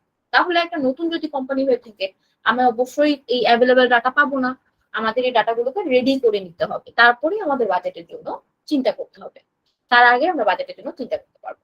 এই বিষয়গুলো মাথায় রেখে যাদের আসলে লং টাইম ধরে বিজনেস, সাপোজ 6-7 বছর, তাদের কাছে অ্যাভেলেবেল ডাটা অ্যাভেলেবেল, এবং তাদের কাছে পুরো 1 বছরের পুরানো ডাটা অ্যাভেলেবেল আছে। যদি সাপোজ আমি 2022-এর ডাটা 2022-এর বাজেট তৈরি করতে চাই, আমি 2021-এর পুরো অ্যানুয়াল যত ইনকাম স্টেটমেন্ট আছে, ব্যালেন্স শিট সব নিয়ে আসতে পারবো, এবং সেখান থেকে দেখে আমি ইজিলি 2022-এর জন্য বাজেট জেনারেট করতে পারবো। পুরো বছরের জন্য ফুল অ্যানুয়াল যে বাজেটটা, এটা জেনারেট করতে পারবো। তো এই হচ্ছে নিয়মটা, যে বাজেট তৈরি করার ক্ষেত্রে যে মেথড ফলো করবে, এই মেথডটা চুজ করার আগে এই ফ্যাক্টরগুলোকে কনসিডার করতে হবে। দেন আমাদের মেথডটাকে চয়েস করতে হবে। সো এখানে দেখেন আমি শর্টে দিয়ে দিয়েছি জাস্ট মেথডগুলো কোনগুলো কোম্পানির জন্য সুইটেবল। আমি কিন্তু এখানে ডাইরেক্টলি আপনাকে কোনো কোম্পানি উদ্দেশ্য করে বলি নাই, এখানে প্যাটার্নটা বলেছি। যে দেখেন যে জিরো বেস বাজেটিং আর activity base budgeting. Zero base budgeting হচ্ছে ফলো করে একেবারে আপনার কোনো প্রিভিয়াস ইয়ারের বা প্রিভিয়াস মান্থের বাজেট দেখবে না, অ্যাকচুয়াল অপারেশনস দেখে নেক্সট মান্থ থেকে বাজেট তৈরি করবে। আর অ্যাক্টিভিটি হচ্ছে ডিপ অ্যানালিসিস করবে, দেন বাজেট তৈরি করবে। দুটাই হচ্ছে best for those type of companies যারা কস্ট কাট করতে চায়, প্রোডাকশনের ক্ষেত্রে কস্ট কমিয়ে আনতে চায়, আর হচ্ছে সার্ভাইভ করতে চায়, লং টার্ম কম্পিটিশনে তারা সার্ভাইভ করতে চায় কম্পিটিটরের সাথে, তাদের জন্য সুইটেবল বাজেট হচ্ছে এগুলো। তার মানে যে কোনো ম্যানুফ্যাকচারিং কোম্পানি, তারপর যে কোনো ট্রেডিং কোম্পানি অথবা সার্ভিস কোম্পানি যারা মোস্টলি কম্পিটিটরের সাথে কম্পিট করছে এই মুহূর্তে, তো তাহলে অবশ্যই যারা প্রথমত এখন এই মার্কেটে তারা যারা নতুন কোম্পানি নতুন জয়েন করছে, তাদের উদ্দেশ্যটা কি? তাদের উদ্দেশ্য হচ্ছে সার্ভাইভ করে আস্তে আস্তে ভালো পজিশনে যাওয়া। তাদের কিন্তু কস্ট কাটিংটা তখন উদ্দেশ্য থাকে না, তাদের থেকে সার্ভাইভ করে আস্তে আস্তে ভালো পজিশনে যাওয়া বা আস্তে আস্তে উঠা। তো সেই জায়গাটাতে তারা জিরো বেস বাজেটিংটা প্রথমের দিক থেকে ফলো করতে পারে। তারপরে 1 বা 2টা বছর গেলে পরে যখন তারা দেখবে তাদের প্রোডাকশন বাড়ছে, তাদের সার্ভিস বিজনেসটা ভালো যাচ্ছে, তাদের আস্তে আস্তে রেভিনিউ গেইন করতে হবে, তাদের সার্ভাইভ করতে হবে, পাশাপাশি তাদের যে কস্ট গুলো হচ্ছে সার্ভিসের সাথে এবং প্রোডাকশনের সাথে, তখন তারা ওই কস্টটা কাটের কথা চিন্তা করবে। ওই সময় দেখা যাবে তারা প্রফিট গেইন করার উদ্দেশ্যে চিন্তা করে। তখন দেখা যায় মোটামুটি 2 বছর মাথায় আসলে পরে আস্তে আস্তে তারা ট্রেডিশনাল বাজেটিং মেথড প্রথমে শুরু করে, দেখা যায় তারপর পরবর্তীতে অ্যাক্টিভিটি বেসড বাজেটে মুভ করে। সো এটা হচ্ছে তাদের জন্য মোস্ট সুইটেবল মেথড ফলো করার প্রসেস, যেটা আমি বললাম। আর যারা হচ্ছে ধরেন লিমিটেড ফাংশন করতে পারছে, বা দেখা যায় যে তাদের কোম্পানিতে 3টা বা 4টা পরিমাণ সার্ভিস তারা প্রোভাইড করে থাকে, এবং এই 3টা-4টা সার্ভিসের মধ্যেই তারা সীমাবদ্ধ, এবং তাদের কাস্টমাররা হচ্ছে অন্য কোনো কোম্পানি। সাপোজ কাস্টমাররা কিন্তু তখন তাদের কিন্তু লিমিটেড থাকে। সাপোজ ধরেন আপনি একটা হসপিটাল টাইপ অফ বিজনেস, এবং এই হসপিটাল অ্যাক্সেসরিজ এর একটা সাপোজ বিজনেস, তো তাহলে তাদের কিন্তু পারপাসটা হচ্ছে তাদের কাস্টমার হচ্ছে কিন্তু বিভিন্ন হসপিটাল। সো অফকোর্স ওই হসপিটাল গুলো তো আর বেশি বেশি বেড়ে যাচ্ছে না, হুট করে তো আর সেলস বেড়ে যাবে না সব জায়গায়। সো দেখা যাবে যে ওদের তার লিমিটেড ফাংশন লিমিটেড ফাংশন থাকে, লিমিটেড কাস্টমার থাকে, এবং লিমিটেড প্রোডাক্ট সাপ্লাই দিতে হয়। সো সেই ধরনের বিজনেসের ক্ষেত্রে তারা দেখা যায় ইনক্রিমেন্টাল বাজেট মেথড বা ট্রেডিশনাল বাজেট মেথড দুইটার মধ্যে যে কোনো একটা ফলো করে। যখন তারা নিউ অবস্থাতে থাকে তখন ইনক্রিমেন্টাল শুরু করে, আর যখন তারা দেখে যে না পারিপার্শ্বিক অবস্থাটা বা কাস্টমারদের ডিমান্ড এগুলো আমাদের কনসিডারেশনে নেওয়া উচিত, তখন তারা শুধু ইনফ্লেশন ফ্যাক্টরটাকে মাথায় না রেখে ওই জিনিসগুলোকেও যখন তারা নেওয়া কনসিডার করা শুরু করে, তখন তারা ট্রেডিশনাল বাজেটিং মেথডে বাজেটটা তৈরি করা শুরু করে। ঠিক আছে? সো এই প্রসেসটা ফলো করে তো এখন আমরা যেটা বুঝলাম, এই যে 4টা মেথড, এই 4টা মেথডের মধ্যে সবচেয়ে নতুন ভাবে যে কোম্পানিগুলো আসতে যাচ্ছে তাদের বেস্ট মেথডটা হচ্ছে জিরো বেস বাজেটিং। ঠিক আছে? কোনো চিন্তা ছাড়াই তারা জিরো বেস বাজেটিং শুরু করতে পারে। তারপর যখন মোটামুটি 1.5 থেকে 2 বছরের মাথায় তাদের অপারেশনসটা একটু আস্তে আস্তে ভালো হচ্ছে, এবং দেখা যায় একটা মোটামুটি কোম্পানি প্রফিট গেইন করতেও কিন্তু তাদের 3-4 বছর সময় লাগে। সো ওই সময়টা একটা কোম্পানিকে নিতে হয় এবং ধৈর্য ধরে আস্তে আস্তে আগাতে হয়। তো ওই বাজেটের উপর ফলো করেই তারা আস্তে আস্তে আগাতে থাকবে। যখন দেখবে যে বাজেট আর অ্যাকচুয়ালের মধ্যে আস্তে আস্তে পার্থক্য বাড়ছে, মানে আমি যে বাজেটটা জেনারেট করছি এটার সাথে অ্যাকচুয়ালটা আসলে খুব বেশি কষ্ট হয়ে যাচ্ছে, খুব বেশি এক্সপেন্সিভ হয়ে যাচ্ছে, দেখা যাচ্ছে এটা কন্ট্রোলেবল না, তখন সেই ক্ষেত্রে আমরা যেটা করবো ওই বাজেটটার পাশাপাশি আমরা ইনক্রিমেন্টাল বাজেটিংটা, ওই বাজেটটাকে চেঞ্জ করে তখন আমরা মেথড চুজ করবো হচ্ছে ইনক্রিমেন্টাল বা ট্রেডিশনাল, যে কোনো একটা। সেটার মাধ্যমে যেটা হবে আমরা তখন কনসিডার করার পাশাপাশি আমরা কিন্তু শুধুমাত্র যে স্ক্র্যাচ থেকে প্রিপেয়ার করার পাশাপাশি আমরা এই ফ্যাক্টর গুলোকে মাথায় নিচ্ছি, যে কাস্টমার ডিমান্ডটা কি, মার্কেট সিচুয়েশনটা কি, ইনফ্লেশনটা কি, এগুলোকে মাথায় রেখে আমরা আমাদের এক্সপেন্স গুলোকে কিছুটা বাড়িয়ে দিচ্ছি আমাদের বাজেটে, কিছুটা আমাদের কনসিডার করছি। তখন সেই ক্ষেত্রে দেখা যাবে বাজেটটা মোটামুটি অ্যাকচুয়ালি কাছাকাছি যাবে। যখন দেখা যাবে কোম্পানিটা আরো গ্রোথ ওরিয়েন্টেড হতে থাকবে, এবং দেখা যাবে তাদের অপারেশনস, প্রোডাকশন বিভিন্ন ডিপার্টমেন্টে ভাগ হয়ে গেছে, এবার তাদের হচ্ছে প্রোডাকশনের পাশাপাশি তারা প্রফিটের জন্য চিন্তা করছে, তাদের প্রফিট মার্জিনটা ইনক্রিজ করার চেষ্টা করছে 3-4 বছরের মাথায় এসে, তখন তারা করবে হচ্ছে অ্যাক্টিভিটি বেসড বাজেটিং ফলো। তো সেই ক্ষেত্রে যেটা হবে যে অ্যাক্টিভিটি বেসড বাজেটিংটা তখন তাদেরকে খুব হেল্প করবে, যে তারা তখন ইন ডিটেলস ডিপ অ্যানালিসিস করে বের করতে চাবে যে তাদের যে রেভিনিউটা গেইন হচ্ছে এখানে আর কোথায় তারা কাজ করলে এর চেয়ে ভালো রেভিনিউ আসতে পারে, আর কোন কোন এক্সপেন্সের জায়গাতে এক্সপেন্স কিছুটা কাট করলে তাদের প্রফিটটা ম্যাক্সিমাইজ করা যেতে পারে, বা কিছুটা রিস্ক অপটিমাইজ করা যেতে পারে। তো এই বিষয়গুলোতে তখন তারা এখানে এই অ্যাক্টিভিটি বেসড বাজেটিং ফলো। আর যেসব কোম্পানিতে আপনারা এখন জব করছেন, যেসব কোম্পানি যদি 5 থেকে 7 বছরের মতো লং টার্ম কোম্পানি হয়ে থাকে, তাহলে আমি বলবো আপনারা সরাসরি ট্রেডিশনাল বাজেটিং অথবা অ্যাক্টিভিটি বেসড বাজেটিং ফলো করি বাজেট তৈরি করা শুরু করতে পারেন। ঠিক আছে? আর যারা মোটামুটি নতুন পর্যায়ে আছে সব কোম্পানি 3 থেকে 4 বছর বাট অতটা ভালোভাবে এখন অপারেশন করছে না, তাদের জন্য জিরো বেস বাজেটিং আর incremental budgeting is most suitable. Okay, তো এই হচ্ছে বাজেটিং এর বিভিন্ন মেথড। এখন আমরা যেটা করব, বাজেটের যে মেথড গুলো শিখলাম, বুঝলাম আমার বাজেট কিভাবে তৈরি করতে হয়, তো এখন আমরা এক্সেল এর মধ্যে তৈরি করব। আর আমি যেটা দেখাবো আপনাদেরকে একটাই ইনকাম স্টেটমেন্ট থেকে বিভিন্ন পদ্ধতিতে বাজেট তৈরি করে দেখাবো, তাহলে এটা ইজি হবে আমাদের বুঝতে যে প্রত্যেকটা মেথডের মধ্যে পার্থক্যটা কোথায়। তো যখন আমরা ইনকাম স্টেটমেন্ট থেকে একটা ইনকাম স্টেটমেন্ট থেকে মাল্টিপল মেথডে বাজেট তৈরি করব, সেটার মাধ্যমে আপনারা বুঝতে পারবেন যে কোথায় কোথায় আমরা পার্থক্যটা করছি। আর আমি প্রত্যেকটা বাজেট তৈরি করার সময় আমি আপনাদেরকে ওই যে ইভ্যালুয়েশন কিভাবে আমি নাম্বারটা নির্ধারণ করছি, কেন নির্ধারণ করছি, সেই বিষয়গুলো আমি মেনশন করব। ঠিক আছে? তো এবার বাজেট তৈরি করার ক্ষেত্রে আমরা কিছু ভেরিয়েবল কস্ট আর ফিক্সড কস্ট দেখি। এছাড়া দেখা যায় যে প্রত্যেকটা বাজেটের রেভিনিউ গুলোকে আমরা প্রজেক্ট করি বা ফাইন্ড আউট করার চেষ্টা করি। এছাড়া আমরা কস্ট মার্জিন প্রফিটটা বের করি। তো বাজেট থেকে যদি আমরা রেভিনিউ গুলো বের করি আর কস্ট গুলোকে রেভিনিউ থেকে বাদ দিই, তাহলে আমরা পেয়ে যাচ্ছি গ্রস প্রফিট। তো এই গ্রস প্রফিট মার্জিনটাই আমরা এখানে বের করি। আর তারপর আমাদের 12 মাসের প্রজেকশনের জন্য আমরা বাজেট জেনারেট করি, যে ক্যাশ ফ্লো প্রজেকশন বলা হয়। সো সেই ক্ষেত্রে আমরা ক্যাশ ইনফ্লো এন্ড আউটফ্লোটা এই ফাইন্যান্সিয়াল বাজেটের মাধ্যমে প্রিপারেশনের মাধ্যমে বের করতে পারি। এছাড়া আমরা যেটা করতে পারি, বাজেটের মাধ্যমে আমাদের আরেকটা জিনিস মাথায় রাখতে হবে, কিছু কিছু পেমেন্ট আমাদের লেট হতে পারে, তো সেটা কনসিডার করতে হবে। কিছু কিছু পেমেন্ট আমাদের টোটালি আমরা কালেক্ট করতে নাই পারি, সেটা আমাদের ব্যাটেক হয়ে যাবে, তো সেগুলো অ্যালাউ করতে হবে। এবং কোম্পানিকে কিছু কিছু পলিসি মেক করতে হবে। যখন আমরা বাজেট করব এবং বাজেট অনুযায়ী আমাদের রেভিনিউ আসছে না দেখবো, তখন কিন্তু আমাদের কিছু পলিসি অবশ্যই করতে হবে। সেগুলো হচ্ছে যে অনেক ক্ষেত্রে আপনারা দেখবেন যে বিভিন্ন কোম্পানি বিভিন্ন পলিসিস গুলো অ্যাড করে, যে আপনি যদি আপনার প্রথম অর্ডারের অ্যামাউন্টটা যদি 5 তারিখের মধ্যে পেমেন্ট করেন, তাহলে আপনি নেক্সট অর্ডারে 5% বা 10% ডিসকাউন্ট পাবেন। তো এই যে একটা পলিসি, হ্যাঁ।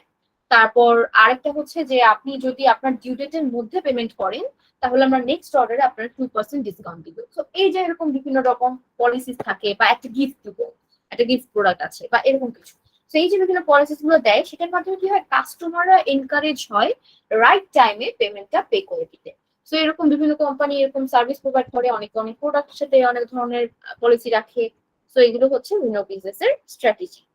আর তাছাড়া হচ্ছে সিজনালিটিটা আমাদের অ্যাডজাস্টমেন্ট করতে হবে। সিজনালিটি বলতে আসলে বোঝানো হচ্ছে যে যদি কোনো এমন সিজনালিটি থাকে, যে ধরেন পেন্ডেমিকের সময় আমরা জানি যে নেক্সট কয়েকটা মাসে আমাদের সেলস কমতে যাচ্ছে, তো তখন কিন্তু আমরা বাজেট শিটটা বের করে আমরা ম্যানেজমেন্টের ডিসিশন মেকিং এ একটা ছোটখাটো একটা মিটিং করবো, যে কোথায় কোথায় আমাদের চেঞ্জ গুলো করা দরকার। নেক্সট 3 মাসের বাজেটে আমরা সেই চেঞ্জ গুলো করবো। তাহলে যেটা হবে, এই অ্যাডজাস্টমেন্টের মাধ্যমে আমাদের কোম্পানির প্রপার প্রফিটটা বা প্রপার লস যা হতে যাচ্ছে, একটা প্রপার একটা রেজাল্ট বের হয়ে আসবে, যে কি পরিমাণ হতে যাচ্ছে বা কতটুকু পরিমাণে আমরা সাফার করতে পারি। এটার একটা ওভারঅল একটা প্ল্যান বের হয়ে যাবে। ঠিক আছে, তো এই যে অ্যাডজাস্টমেন্ট গুলো এভাবে করতে হয়।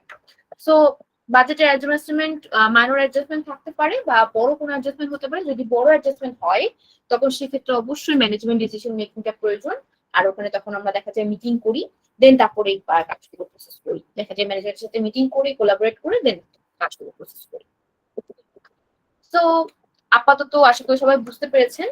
আর এখানে কয়েকটা উদাহরণস্বরূপ এখানে দু একটা বাজেটের আমি এখানে রেখেছি। একটা হচ্ছে আপনারা দেখতে পাচ্ছেন যে এখানে বাজেটের একটা জাস্ট একটা এক্সাম্পল রেখেছি। আরেকটা এক্সাম্পল রেখেছি, আপনারা এখানে দেখতে পাবেন যে আমি আপনাদেরকে মেনশন করেছিলাম একটা পয়েন্ট, সেটা হচ্ছে যে বিভিন্ন ক্যাটাগরিতে এক্সপেন্স গুলোকে শো করা। সো এখানে হচ্ছে বিভিন্ন ক্যাটাগরিতে কিভাবে এক্সপেন্স গুলোকে দেখাতে পারবে, এটা জন্য একটু ছোটখাটো এক্সাম্পল দিয়েছি। যেমন এখানে পেরোল এক্সপেন্সটাকে আলাদা দেখানো হচ্ছে, পাশে পেরোল লেখা আছে। ফ্রিঞ্জ বেনিফিটস গুলোকে আলাদা দেখানো হচ্ছে, ফ্রিঞ্জ বা রিফ্রেশমেন্ট বেনিফিটস গুলোকে যেগুলো এমপ্লয়ীদের জন্য, সেগুলো ফ্রিঞ্জ বেনিফিটস বা ফ্রিঞ্জ এক্সপেন্সেস নামে পরিচিত। তারপর travel related benefit, travel related expenses গুলো যেগুলো কোম্পানি প্রোভাইড করে থাকে, সেগুলো ট্রাভেলের আন্ডারে দেওয়া হচ্ছে। তো টোটাল ট্রাভেল অনুযায়ী বাজেট কত, টোটাল ফ্রিঞ্জ অনুযায়ী বাজেট কত, টোটাল পেরোল অনুযায়ী বাজেট কত আমরা পাচ্ছি। তো এইভাবে করে আমরা আমাদের অপারেশনাল বাজেট বা আমাদের ফাইন্যান্সিয়াল বাজেটের মধ্যে এই পার্টিকুলার এক্সপেন্স গুলোকে আমরা আলাদা আলাদা ক্যাটাগরিতে নিয়ে আসতে পারি। ঠিক আছে, তো এটা জাস্ট একটু এক্সাম্পলের মতো আমি এখানে অ্যাড করে দিয়েছি, দ্যাটস ইট। সো আপনাদের কারো কোনো কোশ্চেন থাকলে করে ফেলুন, তারপর আমরা আমাদের বাজেট যে টেমপ্লেটটা সেখানে চলে যাবো আজকে।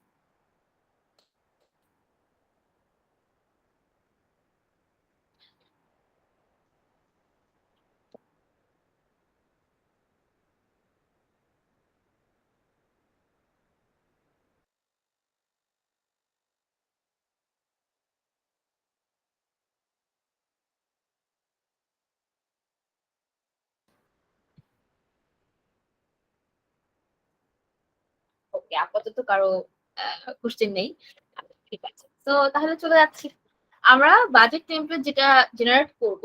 সেখানে যেটা বললাম যে অলরেডি একটা জাস্ট ইনকাম স্টেটমেন্ট আমি নিয়েছি, এবং সেটা হচ্ছে একটা কোম্পানির ইনকাম স্টেটমেন্ট যেটার মধ্যে প্রোডাক্টও আছে সার্ভিসও আছে। ঠিক আছে, তো প্রোডাক্টও আছে সার্ভিসও আছে, এরকম টাইপের একটা বিজনেস নিয়েছি, এবং সেখান থেকে আমরা ইজিলি বের করতে পারি বা বাজেটটা বের করতে পারি, যে মান্থলি বা আমরা পুরো ইয়ারলিও বাজেটটা জেনারেট করতে পারি। তো এটা মূলত হচ্ছে আমি যেহেতু একটা মান্থের ইনকাম স্টেটমেন্ট নিয়ে কাজটা করছি, তো এই কাজটা যদি আমরা মাল্টিপল মান্থের ইনকাম স্টেটমেন্ট নিয়ে কাজটা করি, তাহলে এটা ফুল ইয়ারের বাজেট তৈরি করতে হেল্প করে। তো আপনারা দেখতে পাবেন প্রথম শীটটা যেটা আমি জেনারেট করতে যাব সেটা হচ্ছে ইয়ারলি বাজেট নামে আমি তৈরি করেছি, এবং এখানে প্রত্যেকটা যে আমাদের কম্পোনেন্ট যা যা এই বাজেটে থাকছে আমাদের ফাইন্যান্সিয়াল বাজেটের মধ্যে, সেটা হচ্ছে income, cost of goods sold এবং এক্সপেন্সেস। তো এক্সপেন্সেস এর মধ্যে operating and non operating both, ইনকামের মধ্যে operating and non operating both, আর কস্ট অফ গুডস সোল্ড একটা আলাদাই আমাদের কস্ট। সো এখানে আমাদের সেই সবগুলো কম্পোনেন্ট গুলো থাকছে। এখানে আমি নাম দিয়েছি হচ্ছে টাইপ অফ দা প্রত্যেকটা ক্যাটাগরি টাইপ, আর ক্যাটাগরি গুলো হচ্ছে এখানে। তো এই যে ইনকাম স্টেটমেন্টে যা যা আমাদের ইনকাম এবং এক্সপেন্স এন্ড কস্ট অ্যাকাউন্টস গুলো অ্যাড করা হয়েছে, এই অ্যাকাউন্টস গুলো অনুযায়ী জাস্ট আমি এখানে ক্যাটাগরি গুলো identify, just copy and paste, that's it. And তারপর আমাদের মান্থ ওয়াইজ এখানে বাজেটটা জেনারেট করার জন্য, সাপোজ এটা 2021 এর সাপোজ পুরা ইয়ারের বাজেট, তো আমি সাপোজ পুরা ইয়ারের বাজেট 2022 এর জন্য তৈরি করবো, তো তাহলে এইভাবে শীটটা জেনারেট করে নিতে হবে। এবং at the end of the sheet এখানে টোটালটা আমরা রাখবো, যেটার মাধ্যমে আমরা বের করতে পারবো যে ফুল ইয়ারের রেভিনিউ কত, ফুল ইয়ারের এক্সপেন্স কত, এটা একটা বাজেট শীট জেনারেট করতে হবে। এবং এটা যদি আমরা সাপোজ 6 মাসের জন্য একসাথে জেনারেট করতে চাই তাহলেও এই শীটে জেনারেট করতে পারবো, যদি পুরো 1 বছরের জন্য জেনারেট করতে চাই পুরো শীটেই একসাথে কাজটা করতে পারবো। তো এটার জন্য এই শীটটা রেখেছি ইয়ারলি বাজেট। নেক্সট হচ্ছে ইনকাম স্টেটমেন্ট, যেটা দেখে আমরা তৈরি করব। তো এটা হচ্ছে income statement for January suppose. তো এটা একটা মাসের ইনকাম স্টেটমেন্ট, এবং এটার মধ্যে রেভিনিউ গুলো আছে, company cost of goods sold আছে, এক্সপেন্স আছে। কস্ট অফ গুডস সোল্ড গুলো হচ্ছে এই যে সেলস বা সার্ভিস প্রোভাইড করা হচ্ছে এটার সাথে যে কস্ট গুলো, সেই প্রোডাকশনের সময় যে কস্ট গুলো, ডাইরেক্ট কস্ট গুলো, ইনডাইরেক্ট কস্ট গুলো, সেগুলো। তো এখানে টোটাল ইনফরমেশনটা আছে। এখানে দেখতে পাবেন 4টা কলাম আছে। প্রথম যে কলামটা, এটা হচ্ছে আমাদের অ্যাকচুয়াল অ্যামাউন্ট, তার মানে জানুয়ারি মাসটা অপারেশন করার সময়ে যা যা খরচ বা যা যা আর্নিংস হয়েছে সবগুলো অ্যামাউন্টই আছে অ্যাকচুয়াল অ্যামাউন্টস এর সেলটাতে, ঠিক আছে। আর বাজেটেড অ্যামাউন্টটা হচ্ছে এই জানুয়ারি মাস আসার আগেই গত বছর মানে 2020 এর ডিসেম্বরে যখন আমরা বাজেট জেনারেট করেছিলাম, এই বাজেটের অ্যামাউন্টটা হচ্ছে তখনের, ঠিক আছে। সো বাজেটের অ্যামাউন্টটা আমরা কিন্তু জানুয়ারি মাস আসার আগেই তৈরি করেছিলাম, আর জানুয়ারি মাস যখন এসেছে এবং শেষ হয়ে গেছে তখন আমরা যে ফাইন্যান্সিয়াল যে স্টেটমেন্ট গুলো তৈরি করি, ইনকাম স্টেটমেন্ট এর ব্যালেন্স শিট, ওই ইনকাম স্টেটমেন্টের অ্যামাউন্টটা হচ্ছে এই অ্যাকচুয়াল অ্যামাউন্টস এর ঘরটাতে। এবার তাহলে আমাদের দুটো অ্যামাউন্টই যেহেতু এই ঘরে আছে, তাহলে আমরা ইজিলি ভেরিয়েন্স গুলো বের করতে পারি। তো ভেরিয়েন্স কিভাবে বের করা যায়, একটা হচ্ছে ভেরিয়েন্স ইন পার্সেন্টেজ আর একটা হচ্ছে ভেরিয়েন্স ইন টাকা। সো ভেরিয়েন্স ইন পার্সেন্টেজটা বের করার সূত্রটা হচ্ছে যে আপনি budgeted amount minus actual amount divided by budgeted amount যদি করেন, এখানে অলরেডি ফাংশনটা দেওয়া আছে, আপনারা দেখতে পাবেন। সো আমি যেটা করেছি budgeted amount minus actual amount divided by budgeted amount, এটা যদি করি তাহলে আমাদের ভেরিয়েন্স ইন পার্সেন্টেজ চলে আসছে। তো এখন আপনারা অনেক ক্ষেত্রে দেখতে পাবেন যদি আপনারা নর্মালি এই ফাংশনটা প্রয়োগ করে ভেরিয়েন্স বের করেন, তাহলে অনেক বাজেটের ক্ষেত্রে দেখা যাবে এগুলো আসলে আমি দেখতে পাচ্ছি যে এটা পজিটিভ ভেরিয়েন্স, তার মানে রেভিনিউ গুলো ক্ষেত্রে পজিটিভ, ওকে। সো তবুও এখানে পজিটিভ আসছে না, এখানে অনেক সময় দেখা যায় মাইনাস। দ্যাট ইজ ওয়াই আমি ভেরিয়েন্সের শেষে একটা 1 ইন্টু করে দিয়েছি, -1 ইন্টু করে দিয়েছি, যাতে এগুলোকে পজিটিভে দেখায়। তো এটা আমি ক্লাসে করে দেখাচ্ছি এখনই কিছুক্ষণের মধ্যে, তাহলে বুঝতে পারবেন। আর ভেরিয়েন্স ইন টাকাটা is very easy, just budgeted অ্যামাউন্টটা অ্যাকচুয়াল অ্যামাউন্টের সাথে মাইনাস করে দিবেন। বাজেটেড অ্যামাউন্টটা আগে হবে minus actual amount, budget amount থেকে তাহলে অ্যাকচুয়াল অ্যামাউন্ট কি পরিমাণ বেশি বা কম এটা আপনার এখানে শো করবে।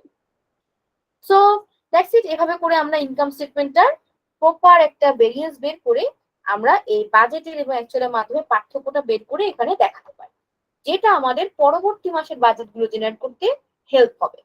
সো এই যে আমি এখানে ভেরিয়েন্স বা যা কিছু বের করলাম, এই বাজেটগুলো আসলে এখানে যে বাজেটের 4টা মেথড দেখেছি না, প্রত্যেকটা বাজেট মেথডের জন্য কিন্তু সব দরকার নাই। যেমন বাজেটের যে জিরো বেস বাজেটিং মেথডটা ফলো করবো সেটার জন্য শুধু অ্যাকচুয়াল অ্যামাউন্ট হলেই এনাফ, এগুলোর জন্য বাকি সবকিছু প্রয়োজন নাই। বাট আমরা জেনারেট করলাম, যার কারণে আমরা যাতে পরবর্তী মেথড যেগুলো আছে, পরবর্তী বাকি 3টা মেথড, ওই 3টা মেথডের জন্য কিন্তু এগুলো প্রয়োজন, ঠিক আছে। সো এই জন্য আমরা আগে থেকে যে ইনকাম স্টেটমেন্টটা নিব, সেই ইনকাম স্টেটমেন্টের পাশাপাশি যদি বাজেটেড অ্যামাউন্ট গুলো আমাদের জেনারেট করতে হয়, সেগুলো আমরা জেনারেট করে রাখবো আগের মাস থেকে, এবং সেই মাস থেকে নিয়ে নিব বাজেটের অ্যামাউন্ট গুলো। এরপর আমরা ভেরিয়েন্সটা বের করবো। এন্ড দেন আমাদের যেটা হবে যে আমরা সার্ভিস অনুযায়ী যদি আমরা বাজেট তৈরি করতে চাই, সেটা বাজেটটা যেরকম হতে পারে, এখানে আমি সার্ভিসের জন্য একটা টেমপ্লেট তৈরি করে দিচ্ছি। এছাড়া ক্যাশ বাজেট যেরকম হয় সেটার জন্য একটা টেমপ্লেট তৈরি করে দিচ্ছি, যে ক্যাশ ইনফ্লো আর আউটফ্লো অনুযায়ী যে বাজেটটা আমরা জেনারেট করি সেটা। সো এবার আমরা যেটা করব যে আমি প্রথম থেকে চলে আসি, এবার নতুন একটা শীট নিয়ে নিই এবং সেটা আমরা করে বাজেট জেনারেট করি।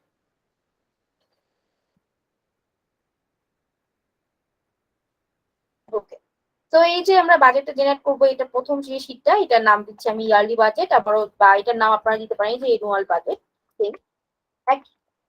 তো এনুয়াল বাজেট 2022, সাপোজ 2022 এর জন্য যে ইয়ারলি বাজেট বা এনুয়াল বাজেটটা জেনারেট করবো এটা। তো এখানে আপনারা ফার্স্টে যেটা করবেন, আমি যে টেম্পলেটটা এতক্ষণ দেখাচ্ছিলাম ওটার উপরে এই জিনিসগুলো ছিল না, বাট আমি আপনাদের যেহেতু ক্লাসে করাচ্ছি এটা প্রপারলি আমি আপনাদেরকে করে দিচ্ছি। তো এখানে ফার্স্ট অফ অল আমরা যেটা করব, প্রথমে যে সেলটা ওটাকে নিয়ে মার্জিন সেন্টার করব, এন্ড সবসময় আমরা ফার্স্টে কোম্পানির নামটা মেনশন করবো যে কোন কোম্পানি বাজেট। ওকে, তো company name first of all. Second হচ্ছে এটা যেহেতু বাজেট, তো আমরা এখানে এটা মেনশন করবো। তো আমরা দুইটা ঘর নিয়ে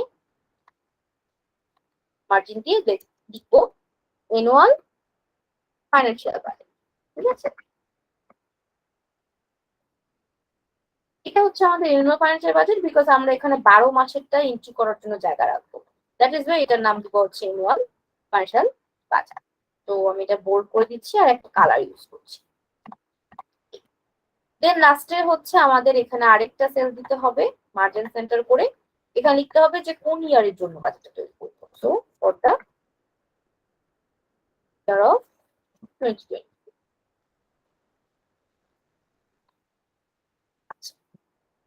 তো আমরা যে বাজেটটা এখন জেনারেট করলাম, তো ইজিলি আমাদের এই বাজেটটা তৈরি করার জন্য আগে আমরা এখানে পুরা 12 মাসের যে ডাটাটা নিয়ে আসবো সেটা আমরা নিয়ে আসবো, আর এর পাশাপাশি ইনকাম স্টেটমেন্ট যেটা আমরা রেডি করতে চাচ্ছি সেই ইনকাম স্টেটমেন্ট তৈরি করার জন্য এখানে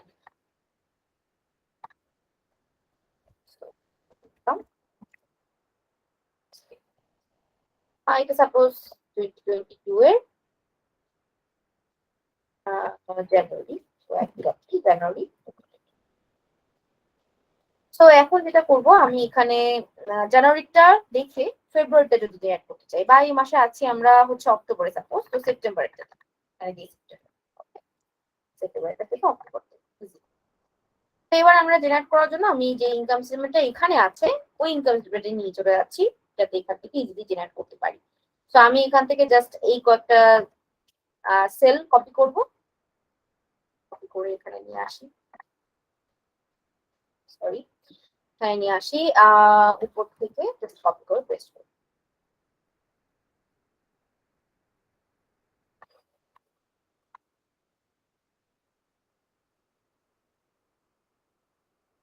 ঠিক আছে, তো এই হচ্ছে আমাদের ইনকাম স্টেটমেন্ট যেটা আমরা কপি করে নিয়ে আসলাম। এবার এখানে তো অলরেডি আমরা যেহেতু কপি করে নিয়ে আসছি, তো এখানে যেহেতু ফাংশনস গুলো নাই, তো অনুযায়ী আমরা ফাংশনস অ্যাপ্লাই করে নিতে পারবো। তো এইখানে যে ফাংশনস গুলো অ্যাপ্লাই করতে হবে সেটা সিস্টেমটা এখানে হচ্ছে যে আমরা এখন ফাংশনস অ্যাপ্লাই করবো। আমি এখানে ফাংশনে চলে আসি, আপাতত আমি নেই। তো এখানে যেটা করব, বাজেটেড অ্যামাউন্ট ফার্স্টে ব্র্যাকেটটা ইউজ করি। তো budgeted amount minus actual amount bracket close divided by budgeted amount. ঠিক আছে, এটা করার পরে দেখেন এখানে কিন্তু -8 আসে। সো রেভিনিউর ক্ষেত্রে 8% তো বেড়েছে, তো আমি এখানে কেন মাইনাস দেখাবো, তাই না? তো পার্সেন্টেজটা ইজিলি বোঝার সুবিধার্থে আমি কোনোটাতেই আর মাইনাস রাখিনি, আমি সবগুলোতেই দেখেন পজিটিভ দিয়ে দিচ্ছি। তার মানে এখানে বুঝতে পারবো ইজিলি যে আমার যে বাজেটটা ধরছি তার চেয়ে অ্যাকচুয়ালটা বেড়েছে। সো এটা যদি বাড়ে এক্সপেন্সের ক্ষেত্রে, তাহলে আমরা বুঝে নিবো ইটস অ্যালার্মিং সাইন যে এক্সপেন্সের ক্ষেত্রে বেড়েছে। আর যদি ধরে নিই যে আমরা এখানে বাড়তে দেখছি রেভিনিউর অপোজিটে, তাহলে তার মানে এটা revenue, so of course it's best, right, আমাদের কোম্পানির জন্য। তো এই বাড়াটা বোঝার সুবিধার্থে আমি এখানে -1টা অ্যাড করেছিলাম। তো এখানে জাস্ট -1টা ইনটু করে দিলে মাইনাস, এটাকে ইনটু করে দিলাম, এবার এন্টার দিয়ে দেখেন 8% চলে আসছে। তো আমি জাস্ট এটাকে ড্র্যাগ এন্ড ড্রপ করি,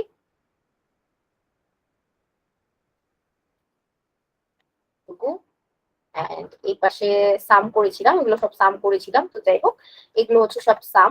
তো আপনারা এখান থেকে ফাংশনস এন্ড সাম,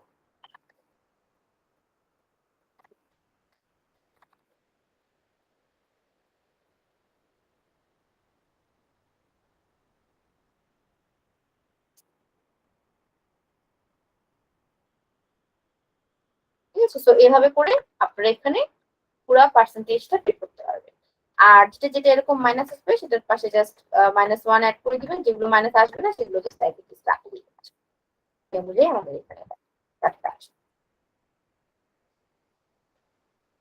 এইভাবে করে করতে হবে। আর এই ফাংশনটা আপনারা পুরোপুরি আপনাদের টেমপ্লেটের মধ্যেই পাবেন। আমি জাস্ট এই ভেরিয়েন্সের জন্য আর ফাংশনটা কিভাবে অ্যাপ্লাই করলাম এটা দেখিয়ে দিলাম, আপনারা আপনাদের এই শীটের মধ্যে পেয়ে যাবেন। ঠিক আছে, এবার চলে আসি যে আমাদের যে ইনকাম স্টেটমেন্টটা আমরা এখানে আনছি এটা তো অলরেডি একটা কোম্পানির ইনকাম স্টেটমেন্ট, যেটার মধ্যে অলরেডি বাজেট অ্যামাউন্ট অলরেডি করা আছে। এখন যদি আপনাদের একটা নতুন অর্গানাইজেশন হয় যেখানে আপনার বাজেটটাও নাই, ভেরিয়েন্সও নাই, এভরিথিং নাই, আপনি জাস্ট নতুন করে প্রিপেয়ার যে মাসের জন্য করছেন সেই মাসের জন্য 1 মিনিট সময় নিচ্ছি।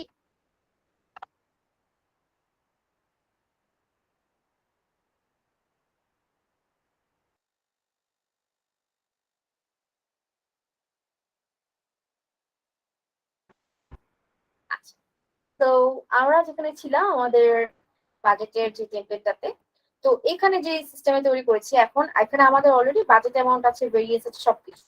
তো যদি একটা নতুন কোম্পানি হয় তাহলে অবশ্যই আমাদের এত কিছু থাকবে না।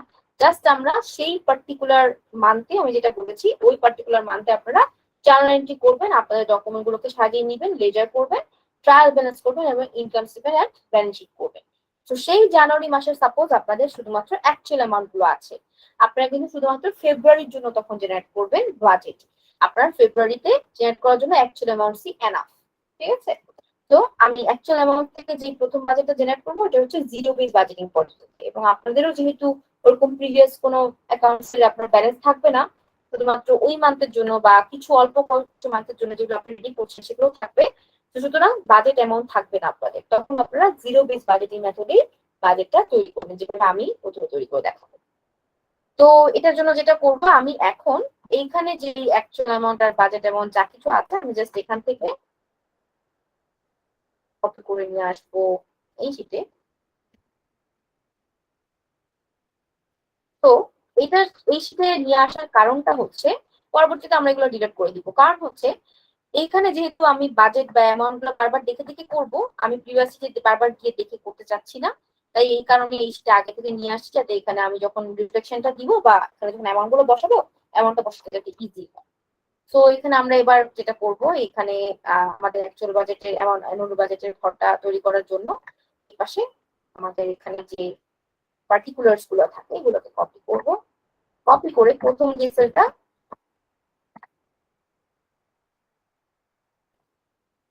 করি, এখানে এসে পার্টিকুলার্স গুলো এখানে বসাবো।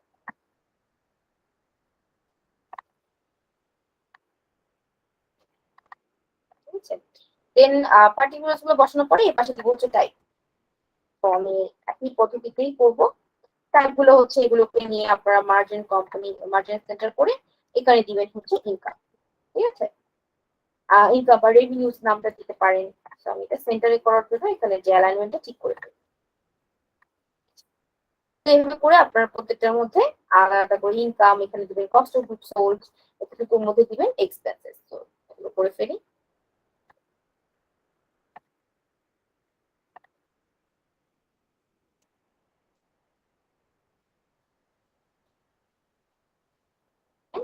আমাদের cost of goods sold, margin centre, alignment ঠিক করলাম। আমাদের এখানে কিন্তু এই সেলগুলো আমাদের লাগবে না, তো এগুলো আমরা ডিলিট করে দিতে পারবো।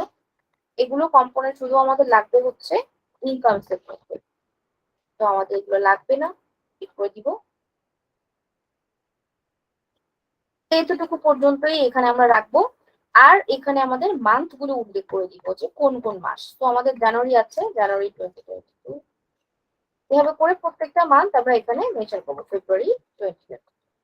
ঠিক আছে, এভাবে করে প্রত্যেকটা মাস হবে। তো আমরা জাস্ট দুইটা করে এভাবে ড্র্যাগ এন্ড ড্রপ করলেই দেখেন প্রত্যেকটা মাস অনুযায়ী আমাদের এখানে চলে আসবে, রাইট? সো আমরা লাস্টে জাস্ট একটা মাস একটা টোটাল অ্যাড করে দিব, দ্যাটস ইট। এবার আপনাদের একটা কোশ্চেন হতে পারে যে আমরা যদি অ্যানুয়াল বাজেটের মধ্যে অ্যাকচুয়াল এন্ড বাজেট অ্যামাউন্ট দুইটাই দেখাতে চাই, তাহলে টেকনিকটা কি হবে? সাপোজ আমাদের এখানে অনেকগুলো মাস আছে, প্রত্যেকেরই অ্যাকচুয়াল আর বাজেট অ্যামাউন্ট আমাদের বের করা শেষ। এখন আমরা যেটা করতে পারি, এখানে প্রত্যেকটা আন্ডারে অ্যাকচুয়াল এবং বাজেটেড অ্যামাউন্টের জন্য দুটো করে ঘর নিতে পারি, এবং জানুয়ারিটাকে তখন মার্জিন সেন্টার করে এই দুটো ঘরের মধ্যে অ্যাকচুয়াল এবং বাজেট নিয়ে আসতে পারবো। আবার ফেব্রুয়ারির জন্য দুটো ঘর করে অ্যাকচুয়াল এন্ড বাজেট, আবার মার্চের জন্য অ্যাকচুয়াল এন্ড বাজেট, এভাবে করে করেও আপনারা অ্যানুয়াল বাজেট শিটটাতে আপডেট করতে পারবেন, মডিফাই করতে পারবেন। ওকে, তো আমি জাস্ট এতটুকু পর্যন্ত আপাতত অ্যানুয়াল বাজেট শিটটা রাখছি। এবার আমরা চলে আসি বাজেট মেথডের মাধ্যমে বাজেটটা তৈরি করার প্রসেসে। তো এবার যেটা করবো, এখানে একটু মডিফাই করি। আমি এটার উপরে নামটা দিব কোম্পানির নেম, তো যেটা এখানে মিসিং আছে আমি এখান থেকে নামটা দিই বাজেট সেন্টার। তো এখানে লিখি কোম্পানি নেম, এটা আমি হোয়াইট দিই আর কালারটা ডার্ক।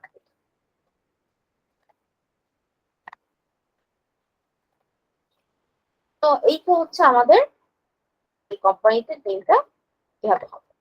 সো ফাইনালি আমরা যেটা করবো, এখানে বাকি যে জিনিসগুলো আছে এগুলো মেনশন করবো, যে ইনকাম স্টেটমেন্ট ফর জানুয়ারি, ফেব্রুয়ারি এরকম। সো আমরা জাস্ট এই দুটো সেল নিয়ে এখানে কপি পেস্ট করলাম, জাস্ট এখানে দিলাম ইনকাম স্টেটমেন্টটা। তো এবার যেটা করব, এখানে যে পার্টিকুলারস এন্ড এভরিথিং এই জিনিসগুলো আছে, এই জিনিসগুলোর মধ্যে শুধুমাত্র আমরা এই কয়েকটা সেল এবার জাস্ট ধরে কপি করব ঠিকই, কারণ এখানে যেহেতু আমরা ফাংশন অ্যাপ্লাই করে দিব, তখন কিন্তু আমাদের এটা প্রত্যেক মাসে যাতে ফাংশন গুলো অ্যাপ্লাই হতে পারে। এই জন্য আমরা এই শীটটাকে প্রথমেই নিয়ে আসছি, যে সেপ্টেম্বরের পুরাটা এখানে নিয়ে আসছি, দেন অক্টোবরটা তৈরি করার জন্য এখানে নিয়ে আসতে হবে। তো প্রত্যেকটার মধ্যে আমরা এভাবে করে পেস্ট করবো। এভাবে পেস্ট করবো হচ্ছে আমি করব আপনাদের 4 বার করে। 4 বার করে কেন করবো? ওই যে 4টা মেথড ফলো করে তৈরি করবো বাজেট, সেজন্য। তো আমি এখানে একবার করলাম, পরবর্তীতে আরো 3বার করবো। তো জাস্ট এখানে ঠিকঠাক করে নিই একটু, ঠিক আছে। তো এবার আমাদের এখানে যেটা করতে হবে, আমাদের নাম্বার মান্থটা চেঞ্জ করতে হবে। মার্জিন সেন্টার, এটা করবো মার্জিন সেন্টার। ইনকাম স্টেটমেন্ট, এটা হচ্ছে আমাদের মান্থ হচ্ছে 30 মান্থ, 30 সেপ্টেম্বর। এটা হচ্ছে অ্যাজ অফ 31st।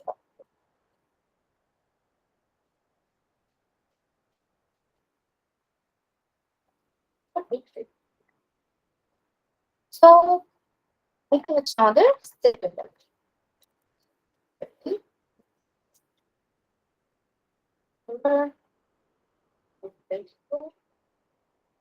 কারেকশন করে দিই আমাদের আগস্ট।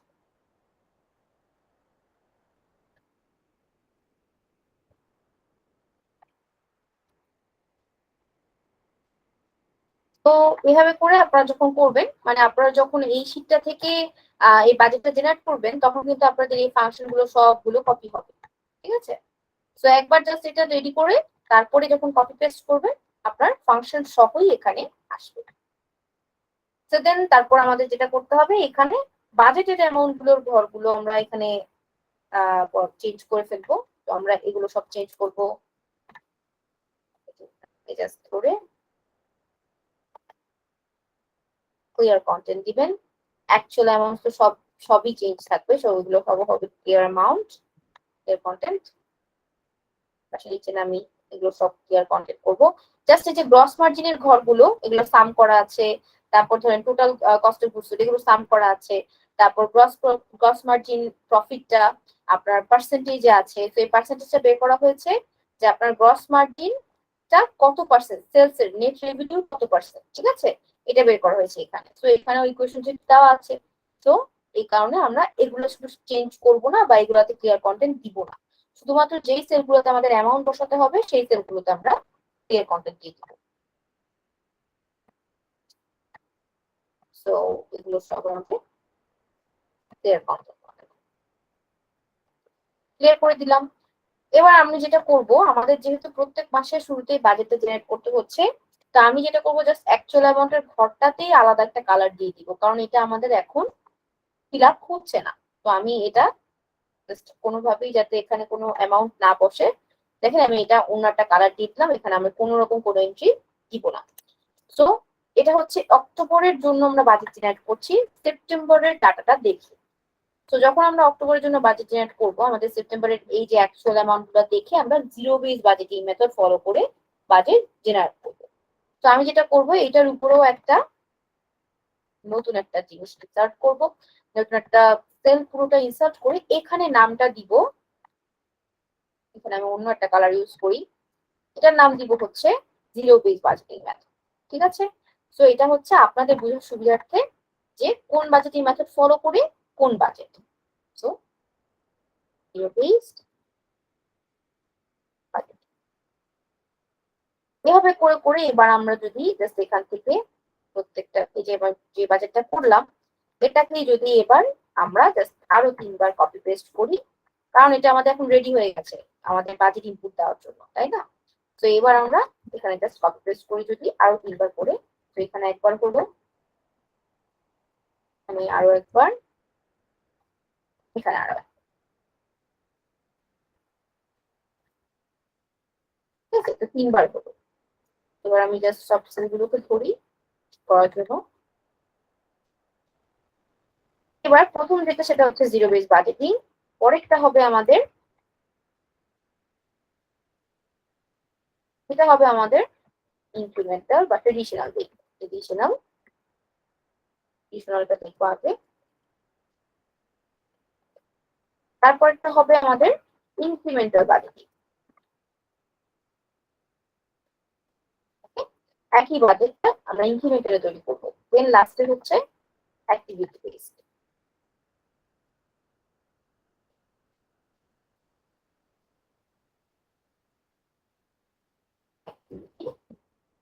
আপনারা চাইলে এটা আলাদা আলাদা কালার দিতে পারেন, আপনাদের বোঝার সুবিধার্থে এটা আলাদা আলাদা কালার আপনারা ইউজ করতে পারেন।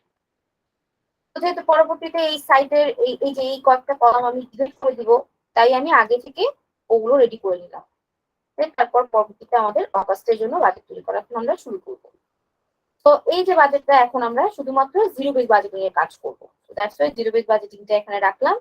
এবার আমরা জিরো বেস বাজেটিং এর যেই বাজেট অ্যামাউন্ট গুলোর ঘর আছে এখানে বাজেট তৈরি করবো।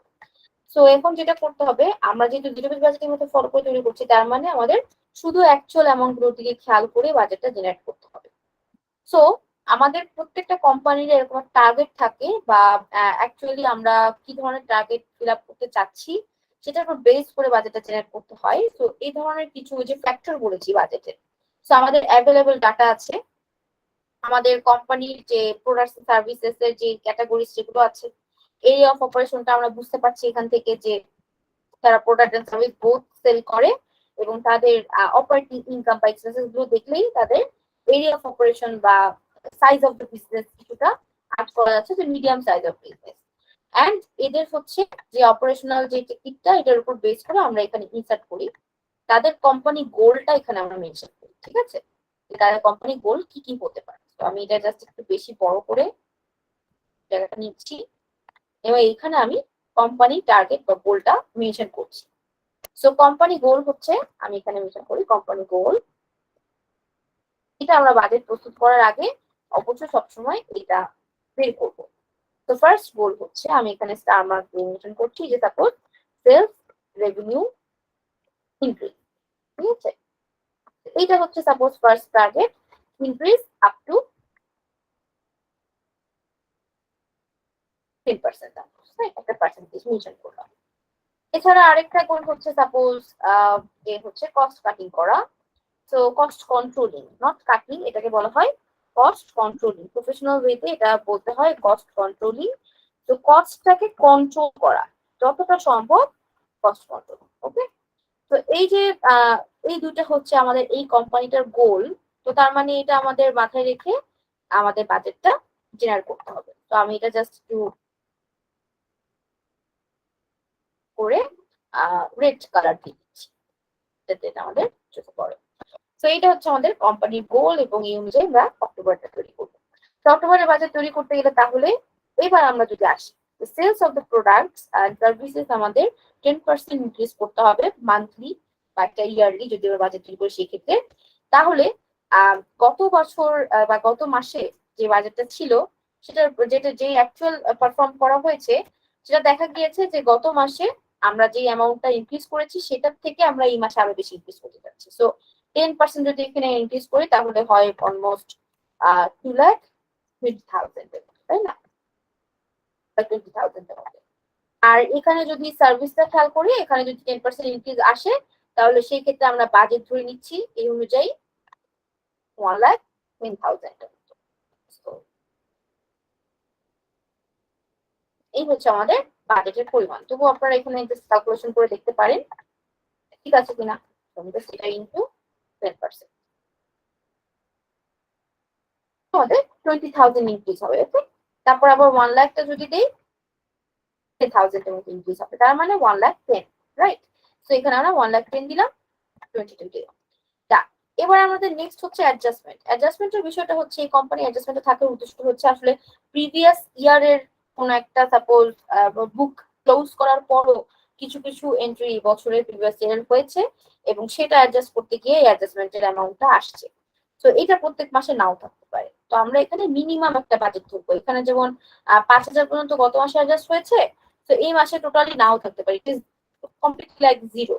তো আপনি যদি কোনো একটা পার্টিকুলার অ্যামাউন্ট সম্পর্কে শিওর না হন, তাহলে আমরা যেটা করি বাজেটের ক্ষেত্রে ইউজুয়ালি এখানে জাস্ট হাইফেন একটা দিয়ে রাখি, অথবা যখন কোম্পানি রিকোয়ারমেন্ট অনুযায়ী চায় যেখানে একটা পার্টিকুলার একটা মিনিমাম একটা অ্যামাউন্ট দেওয়া উচিত, তো তাহলে একদম মিনিমাম একটা অ্যামাউন্ট এখানে দিই, যেমন 1,000 টাকা আমি এখানে করে রাখি।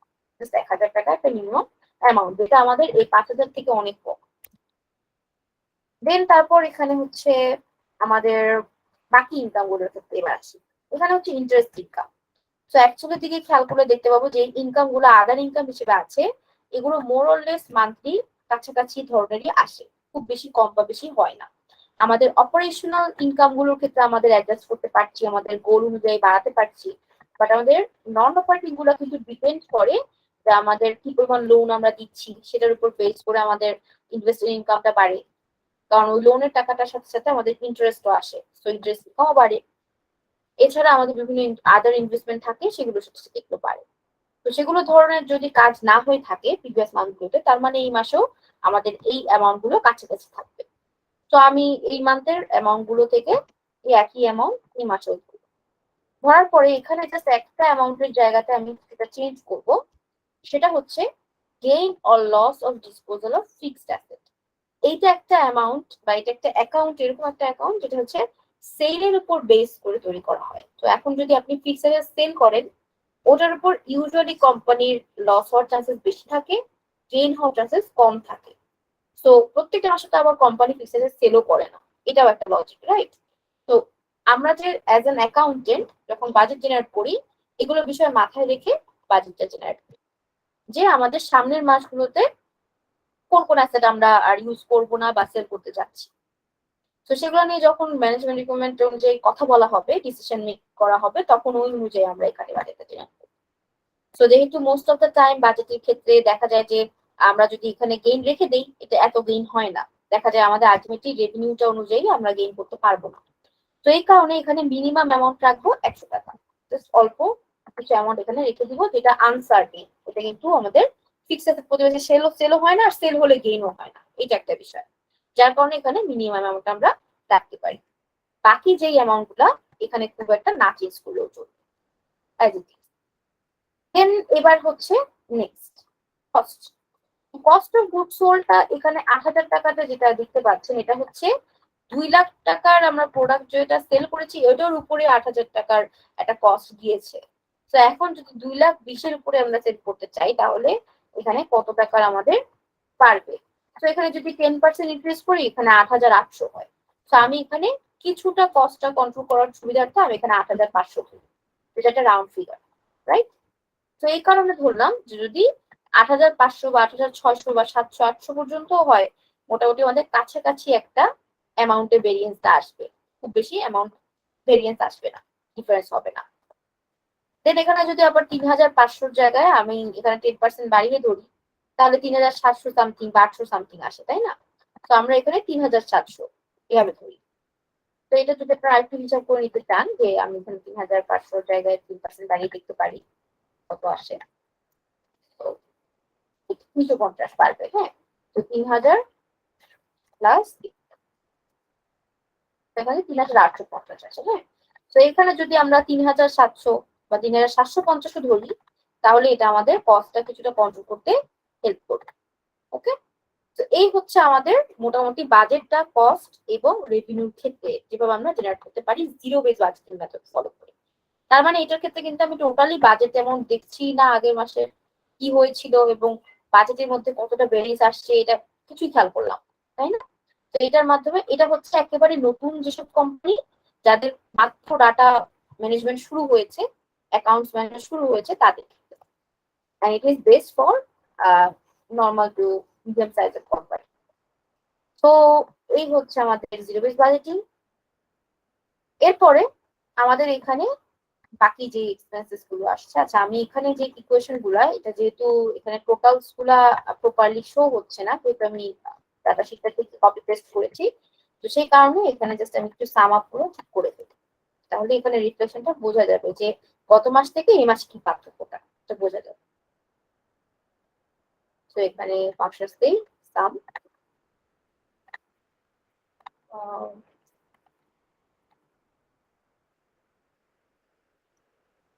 তো এই রেভিনিউ সবগুলোই হবে। তো এই যে দেখেন বাজেট থেকে টোটাল রেভিনিউটা কিন্তু ইনক্রিজ করেছে নেট রেভিনিউটা থেকে। তারপর এখানে যেটা কস্ট সেটা বাদ দিয়ে সেটা টোটালটা এখানে হবে। তো আমি এখানে সামটা অ্যাড করি, সাম। এবার আমাদের গ্রস মার্জিনের যেটা আছে এটা হচ্ছে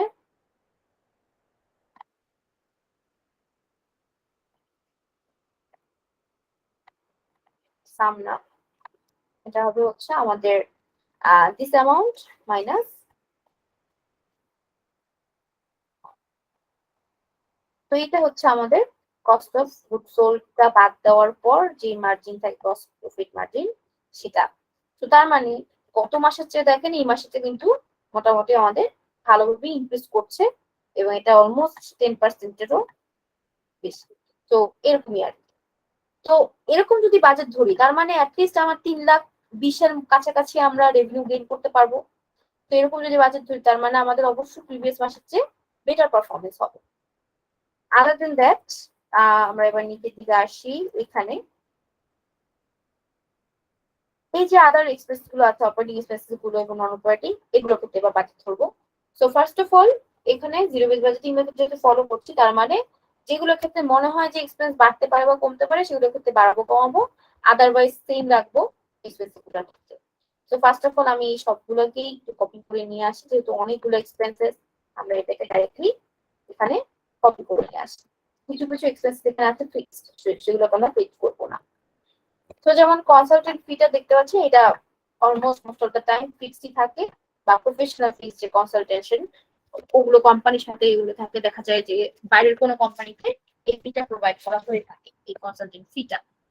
তারপর লিগাল ফি এগুলো হচ্ছে সেম থাকে, সেগুলো আমরা চেঞ্জ করবো না। নেক্সট হচ্ছে অ্যাডভার্টাইজমেন্ট আর মার্কেটিং, এইটা আমাদের কোম্পানি ওয়াইজ কিন্তু বাড়বে। সো বেসিক্যালি আপনারা যদি খেয়াল করেন যে প্রিভিয়াস মান্থে যে পরিমাণ সেলস হয়েছিল আমাদের, অবশ্যই আমরা এই মান্থে সেলসটা বাড়াতে চাচ্ছি, এন্ড ডেফিনেটলি এটার জন্য আমাদের মার্কেটিং বা অ্যাডভার্টাইজমেন্টটা প্রয়োজন আছে বাড়ানোর। তো এখানে আমাদের বেশি ক্যাম্পেইন বা বেশি খরচ হতে পারে। তো এখানে 1,000 বা 1,200 টাকার মতো আমরা এখানে এক্সপেন্সটা ধরে রাখবো এই ক্ষেত্রে, এই খাতে। আদার দেন দ্যাট ইন্স্যুরেন্স এক্সপেন্স, তো ইন্স্যুরেন্স এক্সপেন্সটা 560-এর জায়গায় আমরা মিনিমাম 500 ধরে রাখি, ইন্স্যুরেন্স এক্সপেন্সটা আমরা কিছুটা কমিয়ে ধরতে পারি। তারপর লাইসেন্স এন্ড পারমিট ফি, এটা চেঞ্জ করার কিছু নেই, এটা প্রত্যেক মাসে সেমই থাকে। দেন অফিস সাপ্লাইজ, অফিস সাপ্লাইজটা আমরা কিছুটা লিমিট করতে পারি। অফিস সাপ্লাইজটা হচ্ছে এমন ধরনের প্রোডাক্ট বা এমন ধরনের আইটেম যেগুলো অফিসিয়াল ইউজের জন্য, এই ধরনের কোনো অফিস সাপ্লাইজ ম্যাটেরিয়ালস আইটেমস কিনতে হলে সেটা হচ্ছে এখানে। তো আমি এখানে জাস্ট 600 টাকা হতো, 800 টাকা 600 টাকা হতো। রিপেয়ার এন্ড মেইনটেনেন্স, এটাও কিছুটা আমাদের কনসিডার করা যেতে পারে, প্রত্যেক মাসে এত রিপেয়ার মেসেজ থাকছে না। তো এটা হচ্ছে কোম্পানির রিপেয়ার এন্ড মেইনটেনেন্স এর অবস্থাটা বুঝে সেভাবে এখানে অ্যামাউন্টটা ধরতে হবে। তো গত মাসে যেহেতু 650 টাকার মতো রিপেয়ার করা হয়েছিল, এই মাসে কি কি রিপেয়ার করতে হবে সেটার একটা বাজেট তৈরি করতে হবে এবং সেই অনুযায়ী এখানে অ্যামাউন্ট করতে হবে। তো আমি এখানে 600 বা 500 পর্যন্ত। দেন সফটওয়্যার পারচেজ এন্ড সাবস্ক্রিপশন, এটা প্রত্যেকটা মান্থলি সাবস্ক্রিপশন প্ল্যান অনুযায়ী করতে হয়। তো দেখা যায় সাবস্ক্রিপশন প্ল্যান প্রত্যেক মাসে সেম অ্যামাউন্ট থাকে, এটা সেম থাকবে। তারপর কাস্টম ফ্রেট এন্ড কস্ট, এটা হচ্ছে কাস্টমস এন্ড ফ্রেট কস্টটা হচ্ছে মূলত কাস্টমস ফিস বা শিপমেন্টের জন্য বিভিন্ন কস্ট থাকে। ফ্রেট কস্ট হচ্ছে বিভিন্ন জায়গায় ডেলিভারি দেওয়ার জন্য যে ফ্রেট কস্ট সেটা। তো এটা হচ্ছে বিভিন্ন ধরনের কস্ট, এগুলো আমাদের খুবই লিমিটেড হয়। সো এই ক্ষেত্রে আমরা অল্প কিছু অ্যামাউন্ট এখানে রাখতে পারি, 30 টাকা, এটা খুব একটা চেঞ্জ করা দরকার নেই। দেন পোস্টেজ, পোস্টেজটা আছে 460। তো যেসব কোম্পানিতে এখনো পোস্টেজের মাধ্যমে বিভিন্ন জায়গায় চিঠিপত্র পাঠানো হয় বা বিভিন্ন কুরিয়ার সার্ভিসের মাধ্যমে প্রোভাইড করা হয়, এটা কিন্তু পোস্টেজ এন্ড কুরিয়ার, ঠিক আছে? আপনারা এটা নামটা এভাবে দিতে পারেন, পোস্টেজ এন্ড কুরিয়ার। তো কুরিয়ার যেসব কোম্পানিতে এখনো করা হয়, বিভিন্ন আমরা দেখা যায় জেলা ভিত্তিক, বিভাগ ভিত্তিক অনেক কিছু পাঠিয়ে থাকি। তো কোম্পানিরা এগুলো ইউজ করে, যারা বেশি ইউজ করে থাকে তাদের ক্ষেত্রে এই খাতে কিছু অ্যামাউন্ট রাখতে হয় এই এক্সপেন্সের জন্য। আর যেসব কোম্পানি জাস্ট মাসে একবার করে, হয়তো 3 মাসে 4 বার বা 5 মাসে একবার 2 বার করে, হ্যাঁ, তাদের ক্ষেত্রে এখানে মিনিমাম অ্যামাউন্ট রাখলেই এনাফ। তো এটা পোস্টেজের ক্ষেত্রে 460 আছে, তো আমি 400 ধরে নিচ্ছি যে এই কোম্পানি ইউজ করবে। এবার হচ্ছে printing and stationeries. Printing and স্টেশনারিজটা প্রত্যেক মাসে যে পরিমাণ খাতে রাখা উচিত সেরকম রাখবো। তো প্রিন্টিংটা মোটামুটি মোরলেস ইউজ করাই হয়। তো আমি এখানে 100 টাকার মতো বরাদ্দ রাখছি, যদি এই মাসে খরচ হয় 100 টাকার মধ্যেই যাতে খরচ। মিসেলেনিয়াসটা আমরা আরো কমাতে পারি, এখানে 170 আছে। মিসেলেনিয়াসটা হচ্ছে এমন টাইপের এক্সপেন্স যেটা হচ্ছে ধরেন আপনি কোনো জায়গাতে কোনো এক্সট্রা কোনো অ্যামাউন্ট দিতে হলো, বাট এটা কোনো খাতে আমরা দিতে পারবো না, লিখতে পারবো না। সো ওই জায়গাটাতে আমরা এই মিসেলেনিয়াসটা দিয়ে থাকি। মিসেলেনিয়াসটা যে কোনো ধরনের কষ্ট। সো এখানে আমি জাস্ট 150 টাকা মতো রাখি। রেন্টটা আমরা এখানে চেঞ্জ করবো না, প্রপার্টি ট্যাক্সও চেঞ্জ করবো না, এটা অ্যাজ ইট ইজ এভাবেই রাখবো। ট্রাভেল এক্সপেন্সটা আবার আমরা এখানে কিছুটা কমাতে পারি। যেমন 560 টাকা আছে, এটা গত মাসের ট্রাভেল এক্সপেন্স অনুযায়ী অ্যাকচুয়াল হয়েছে 560 টাকা খরচ। তো যেহেতু আমরা বাজেট দেখে করছি না, আমরা এখানে কিছু কমিয়ে ধরি। আমরা এখানে এবার নেক্সট হচ্ছে meals and entertainment. Meals and entertainment হলো 9200 টাকা। এই মিলস এন্ড এন্টারটেইনমেন্টের মধ্যে হচ্ছে কোম্পানির এমপ্লয়ীদের লাঞ্চের খরচ প্লাস স্ন্যাক্স বা আদার আইটেম যেগুলো খরচ হয়। তো এখন এখানে দেখতে পাচ্ছি একটা ফ্র্যাকশন, তার মানে বোঝাই যাচ্ছে যে অ্যাকচুয়ালি গত মাসে 9000 টাকা খরচ করারই একটা বাজেট ছিল, বাট এখানে 200 টাকা এক্সট্রা খরচ হয়ে গেছে। তো তার জন্য এই মাসেও আমরা 9000 বা 9100 টাকা এখানে বাজেট রাখতে পারি, যেটা আমাদের মিলস এন্ড স্ন্যাক্স এর পারপাস। ওকে, দেন নেক্সট হচ্ছে ইন্টারনেট এক্সপেন্স। এটা প্রত্যেকটা ইন্টারনেট মান্থের বিল থাকে, তো বিল এন্ড সাবস্ক্রিপশন অনুযায়ী এটা প্ল্যান, সো দ্যাটস এটা চেঞ্জ হবে না, এটা ফিক্সড থাকবে। ভেহিকেল এক্সপেন্স এখানে চেঞ্জ করতে পারেন, এটা কমিয়ে দিতে পারেন, 800 বা 600 টাকার মধ্যে নিয়ে আসতে পারেন, সবসময় প্রত্যেক মাসে এতটা লাগে না। ভেহিকেল এক্সপেন্স এর মধ্যে আসলে কোম্পানির যদি কোনো ভেহিকেল থাকে সেটার জন্য যদি গ্যাস, চাকা বদলানো, তারপর রিপেয়ার, মেইনটেনেন্স, বিভিন্ন ধরনের কস্ট থাকে না, তো এই কস্ট গুলো আমরা ভেহিকেল এক্সপেন্সে। এছাড়া ইউটিলিটিসটা হচ্ছে কোম্পানির লাইট, গ্যাস, পাওয়ার, বিদ্যুৎ, তারপর আছে যে ওয়াটার সাপ্লাই, এগুলো সব ইউটিলিটিস আন্ডার পড়ে। সো ইউটিলিটি আন্ডারে যত টাকা রাখবেন এই মিনিমাম একটা অ্যামাউন্ট এখানে রাখা যায়। তো 500ই গত মাসে খরচ হয়েছিল, আমি 500ই রাখলাম। সো এই হচ্ছে আমাদের অপারেটিং এক্সপেন্সেস এর most of the general and administrative expenses গুলো এগুলো। আর পেরোল এক্সপেন্সের ক্ষেত্রে দেখেন, পেরোল এক্সপেন্সের আন্ডারে আমি সবগুলো ক্যাটাগরি অনুযায়ী দিয়েছি, যাতে আমরা বুঝতে পারি যে পেরোল এক্সপেন্সের ইন টোটাল কত খরচ হচ্ছে। ঠিক আছে, সো পেরোল এক্সপেন্স আন্ডারে এটা হচ্ছে, আপনারা এখানেও ক্যাটাগরি করতে পারেন, আমি জাস্ট এখানে একটা ক্যাটাগরি করে দেখিয়েছি যে আপনারা এখানে মাল্টিপল ক্যাটাগরি আন্ডারে দিতে পারেন। সো পেরোল এক্সপেন্সটার মধ্যে আছে হচ্ছে wages and salary 6000, sick pay, holiday pay, employee trading, pension, health insurance, payroll taxes, এগুলো হচ্ছে বিভিন্ন ক্যাটাগরি, বিভিন্ন sub category payroll expenses. So এটা হচ্ছে বেসিক স্যালারিটা, এবং আদার্স গুলো হচ্ছে অ্যালোকেশন এন্ড ডিডাকশনের যে অ্যামাউন্ট গুলো সেগুলো। তো এখানে যেই অ্যামাউন্ট গুলো দেখতে পাচ্ছেন, এটা কিন্তু গত মাসের অ্যাকচুয়াল অ্যামাউন্ট, তার মানে অ্যাকচুয়াল খরচ হয়েছে। এখন যদি এই মাসে কোনো এমপ্লয়ি হায়ার করা হয়ে থাকে বা প্রিভিয়াস মান্থেই মানে সেপ্টেম্বরের শেষ দিকে কোনো এমপ্লয়ি হায়ার করা হয়ে থাকে, অক্টোবরের 1 তারিখ থেকে সাপোজ জব করা শুরু করছে, তো তার মানে অক্টোবরের শেষে তার স্যালারি হবে। তো ডেফিনেটলি অক্টোবরের এই বাজেটের মধ্যে তার স্যালারিটা অ্যাড করতে হবে তখন। আর যদি দেখেন যে আপনাদের কোম্পানি যে এমপ্লয়ি অ্যামাউন্ট সেমই আছে, এই মাসে কোনো নতুন এমপ্লয়ি হায়ার করা হয় নাই বা ইন্টার্ন করছে, তো সেই ক্ষেত্রে অবশ্যই আমরা সেই অ্যামাউন্টটা এখানে অ্যাড করবো না। আমরা ওয়েজেস স্যালারিজ যেটা প্রিভিয়াস মান্থে অ্যাকচুয়াল হয়েছে সেটাই এই মান্থেও অ্যাকচুয়াল ধরে নেব। ঠিক আছে, বাজেটের জন্য এটা হচ্ছে ইজিয়েস্ট পদ্ধতি যেটার মাধ্যমে আপনারা তৈরি করতে পারবেন। আর যদি ওয়েজেস এর স্যালারিটা বাড়াতে হয়, অ্যামাউন্ট গুলোকে চেঞ্জ করতে হয়, তাহলে অবশ্যই ওয়ার্কশিটে আলাদা করে স্যালারিটা বের করবেন।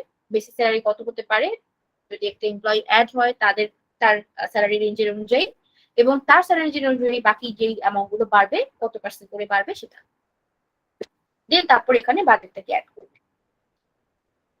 আর এখানে নন অপারেটিং এক্সপেন্সের মধ্যে আছে 4 ধরনের এক্সপেন্স দেখতে পাচ্ছি। এখানে দেখতে পাচ্ছি লোন অ্যামোর্টাইজেশন।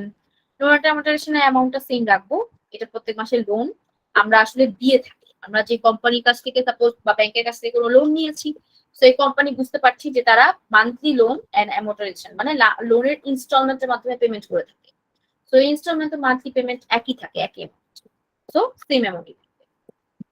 ডেপ্রিসিয়েশন এক্সপেন্স অবশ্যই ফিক্সড অ্যাসেটটা সেল করার পর যা ডেপ্রিসিয়েশন হয়েছিল গত মাসের শেষে সেটা এখানে হয়েছিল, তাই না?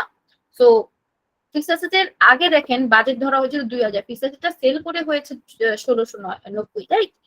তো এটাই হচ্ছে অ্যাকচুয়াল। এখন আমরা এই মাসে যদি সেল করে থাকি তাহলে এই 1600 আরো কমবে ডেপ্রিসিয়েশন, তখন আমরা সেটা অ্যাকচুয়ালের রিপ্রেজেন্টটা পাবো। বাট আমরা এখন পর্যন্ত সেটাই ধরবো যেটা গত মাসের সেল করার পর হয়েছে। তো গত মাসে সেল করার পর হচ্ছে এই ডাটাটা, তার মানে এটা আমাদের সেম থাকবে। এবার ইন্টারেস্ট এক্সপেন্স যেটা, সেটা হচ্ছে এই লোনের সাথে যে আমাদের ইন্টারেস্ট প্রোভাইড করতে হয় সেই ইন্টারেস্টটা। তো ইন্টারেস্টটা আমাদের সেম থাকবে, যেহেতু লোনের ইনস্টলমেন্টও সেম, ইন্টারেস্টেরও ইনস্টলমেন্ট সেম থাকবে। তারপর loss and disposal of fixed asset. Loss and disposal fixed অ্যাসেটটা হচ্ছে আপনি ফিক্সড অ্যাসেট সেল করছেন, এটার মধ্যে লস থাকে। তো 690 টাকা লস গত মাসে হয়েছে এবং সেল করেছেন ফিক্সড অ্যাসেট গত মাসে। তো এই মাসে ফিক্সড অ্যাসেট সেল হবে কিনা এটা আনসার্টেন। তো এই কারণে লসের ঘরে আমি জাস্ট 500 টাকার মতো একটা অ্যামাউন্ট রাখি। তো গেইনের জন্য রেখেছি 100, লসের জন্য রেখেছি 500। যদি ফিক্সড অ্যাসেট সেলও হয় এই 500-র মধ্যেই লস বা গেইন কিছু একটা হবে। সো এই হচ্ছে অ্যামাউন্ট যেটা আপনারা এখানে করতে পারবেন এবং এটার মাধ্যমে আপনারা বাজেটে অ্যাড করতে পারবেন। ঠিক আছে, তো এইভাবে আপনারা এই পুরো মান্থলি বাজেটে জেনারেট করতে পারবেন। আর আফটার দ্যাট বাজেট এখানে টোটাল এই অ্যামাউন্টটা বের করতে হবে। এখানে সাম করে দেখি আমরা যে কতটুকু আমরা কস্ট কন্ট্রোল করতে পেরেছি গত মাসের তুলনায়।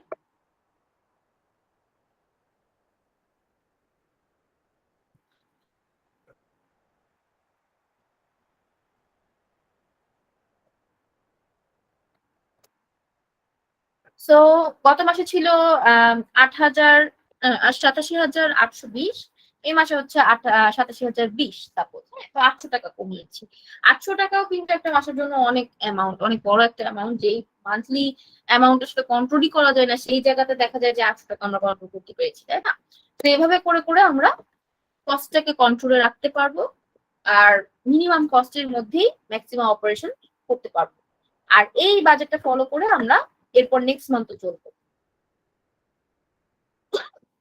সরি, সো নেক্সট মান্থ যদি দেখি আমাদের ভেরিয়েশনটা কাছাকাছি আসছে, তার মানে আমরা প্রপারলি আমাদের বাজেটটা করতে পারছি।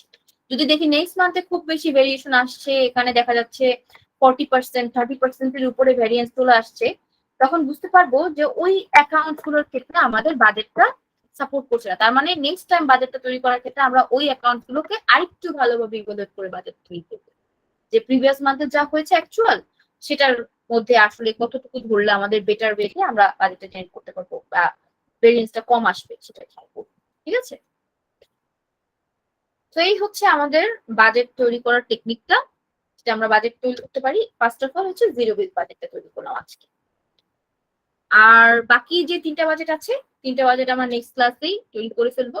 তো নেক্সট ক্লাসে আমাদের টাস্কটা থাকবে আমরা বাকি 3টা বাজেটে কিভাবে বাজেট তৈরি করতে পারি, বিশেষ করে অ্যাক্টিভিটি বেস বাজেট বা ট্রেডিশনাল ইনক্রিমেন্টাল, এগুলোর মধ্যে বাজেটের কোন কোন জায়গাতে আমরা আসলে ইভ্যালুয়েট করে বাজেটটা জেনারেট করবো সেটা দেখবো।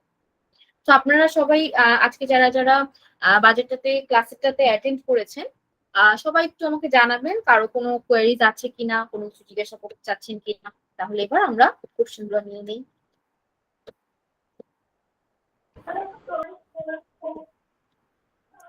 হ্যালো আপু, জি ভাইয়া শুনতে পাচ্ছি, বলুন।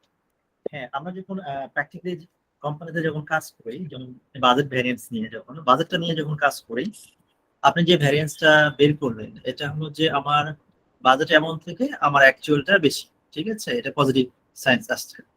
কিন্তু আপনি এখানে মানে একটা -1 দিয়ে পজিটিভ করে দেখাইছে, কিন্তু প্র্যাকটিক্যালি তো আমরা এটা দেখাই না, এটা আমরা মাইনাসই রাখি। তো হুম হুম হুম। যখন এটা আমরা প্লাস রাখতে যাব তখন তো আমার হায়ার অথরিটি কোশ্চেন করবে যে এটা আপনি প্লাস কেন দিচ্ছেন, তখন অ্যান্সারটা কি হবে? আচ্ছা, তো বেসিক্যালি এটা হচ্ছে যে যদি সিমিলারলি আর একটা কোশ্চেন, আপনি ভ্যারিয়েন্সটা আবার কি করেছেন, টাকার ক্ষেত্রে মাইনাস থেকে গেছেন, আসলে এই দুইয়ের অ্যান্সারটাই আপনি দিবেন আর কি। আচ্ছা ঠিক আছে। সো বেসিক্যালি এখানে পজিটিভটা দেওয়ার মিনিংটা হচ্ছে যে আপনি যেহেতু এখানে রেভিনিউটা ইনক্রিমেন্টটা বুঝতে পারছেন বা দেখাতে চাচ্ছেন যে ইনক্রিজটা কতটুকু হয়েছে, হ্যাঁ, সেই বিষয়টা। তো এখানে যে মাইনাসটা, এটাকেও সেম ওয়েতে আমরা পজিটিভে আনতে পারি। জাস্ট আমি এখানে মাইনাসটা এই জন্য রেখেছি যে এটা যেহেতু রেভিনিউ, সো এই ক্ষেত্রে আমি এখানে মাইনাসটা জাস্ট এভাবে অ্যাজ ইট ইজ রেখেছি যে বোঝানোর সুবিধা আছে যে রেভিনিউটা আমাদের বাজেট অ্যামাউন্টের তুলনায় অ্যাকচুয়াল অ্যামাউন্টটা বেশি হয়েছে, এটা আমরা পার্সেন্টেজের মাধ্যমে বুঝতে পারছি। তো আমরা কিন্তু ভেরিয়েন্স ইন টাকা, ভেরিয়েন্স ইন পার্সেন্টেজ দুটাই একই কোম্পানিতে দেখা যায় যে আমরা সবসময় ইউজ করি না। অনেক কোম্পানি দেখা যায় শুধু পার্সেন্টেজ দিয়েই ওটা তারা ইভ্যালুয়েট করতে পারে, আবার যেসব কোম্পানি দুটা দিয়েই ইভ্যালুয়েট করে থাকে, মানে দুটাই অ্যাড করে থাকে, আমি প্রেফার করি দুটাই অ্যাড করতে। তো সেই ক্ষেত্রে তখন আপনারা দুটাই মাইনাস রাখতে পারেন, রাখাটা কোনো খারাপ বিষয় না বা কোনো ইস্যু না। বাট আপনি যদি পজিটিভে দেখান, এটা ইজিলি রিডেবল। যারা ধরেন বাজেট বুঝে না, হায়ার অথরিটিস বলতে আসলে আপনি বোঝাচ্ছেন যে ম্যানেজিং ডিরেক্টর বা যেসব কোম্পানি আসলে ম্যানেজার্স, তো তারা বুঝতে পারছে। কিন্তু যখন আপনি একজন ইনভেস্টরকে দেখাবেন যে আমাদের বাজেট এরকম বা এরকম কিছু, তো সেই ক্ষেত্রে তারা কিন্তু খুব ইজিলি এই মাইনাস গুলা কিন্তু বুঝবে না। দ্যাট ইজ ওয়াই আমি পার্সেন্টেজের ক্ষেত্রে শুধুমাত্র পজিটিভটা দেখিয়েছি। আর তাছাড়া আপনি টাকা এবং পার্সেন্টেজ দুটার মধ্যেই মাইনাস রাখতে পারেন, এটা কোনো নেসেসারি না যে এটাকে পজিটিভই করতে হবে। জাস্ট আমি এটা রিডারের সুবিধার্থে এটা পজিটিভটা দেখিয়েছি, দ্যাটস ইট। আর আপু, ভ্যারিয়েন্স এবং ডিফারেন্স এই দুটার কথার মধ্যে কি কোনো পার্থক্য আছে? ভ্যারিয়েন্স ইন টাকা আর ডিফারেন্স ইন টাকা, এটার মধ্যে কোনো পার্থক্য নাই। ভ্যারিয়েন্স ইন পার্সেন্টেজ আর ডিফারেন্স ইন পার্সেন্টেজ এই দুটার মধ্যে পার্থক্য আছে। বিকজ ডিফারেন্স ইন পার্সেন্টেজ বলতে বোঝাচ্ছে যে একটা পার্সেন্টেজের সাথে আরেকটা পার্সেন্টেজের ডিফারেন্স, মানে কোথায় পার্থক্যটা, হ্যাঁ।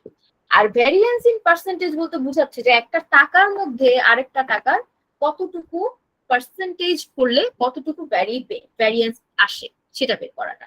তো এই কারণে আমরা এখানে budget amount minus actual amount করে আবার বাজেট অ্যামাউন্ট দিয়ে ভাগ করছি, ভাগ করে দেন পার্সেন্টেজে নিয়ে আসছি টাকা।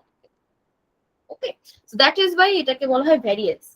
মানে আমাদের এই অ্যামাউন্টটার মধ্যে ভেরিয়েবল কস্ট বা ভেরিয়েবল কতটুকু এটা বের করা, এক্সপ্রেস করতে বা ইনকাম করতে, এখানে আর ভেরিয়েবল কত টাকার ক্ষেত্রে আমরা ভ্যারিয়েন্স এবং ডিফারেন্স দুটাকে সেম ভাবে মানে সেম বলতে ভাবে পারি। বলতে পারি। জি জি জি, অবশ্যই। ওকে, ঠিক আছে। তো এই তো আমাদের আজকে হচ্ছে জিরো বেস বাজেটিং। আর কারো কি কোনো কোশ্চেন আছে?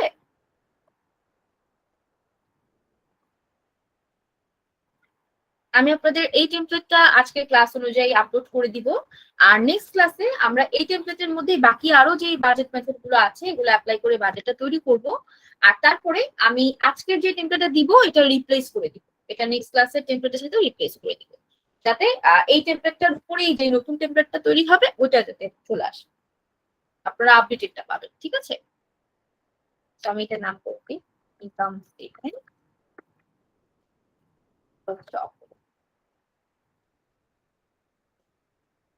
তো যারা যারা এখনো বাজেট তৈরি করেন না কোম্পানি ওয়াইজ, তো আমি অবশ্যই সবাইকে বলবো যে আপনারা সবাই বাজেটটা, এই জিরো বেস বাজেটটা প্র্যাকটিস করেন বাসায়, এবং এই সপ্তাহের মধ্যে জিরো বেস বাজেটটা প্র্যাকটিস করার পরে আমাকে অবশ্যই নেক্সট ক্লাসের শুরুতে জানাবেন কোনো প্রবলেম ফেস করছেন কিনা, বা আপনারা ধরেন কোম্পানি নিজেদের যে কোম্পানিগুলোতে জব করছেন সেখানে বাজেট জেনারেট করার পরে সেটার সাথে রিলেটেবল কোনো কোশ্চেন থাকলে আপনারা সেটা করতে পারেন। তো অবশ্যই আমি খুশি হব আপনাদের কাছ থেকে কোশ্চেন গুলো আসলে। দেখা যাবে যে আপনাদের এই বিষয়গুলোতে তখন আপনারা কোশ্চেন গুলো করে প্রপার ওয়েতে কাজগুলো শিখতে পারবেন বা করতে পারবেন। ঠিক আছে, জি রাজীব ভাইয়া চলে আসুন মাইকে।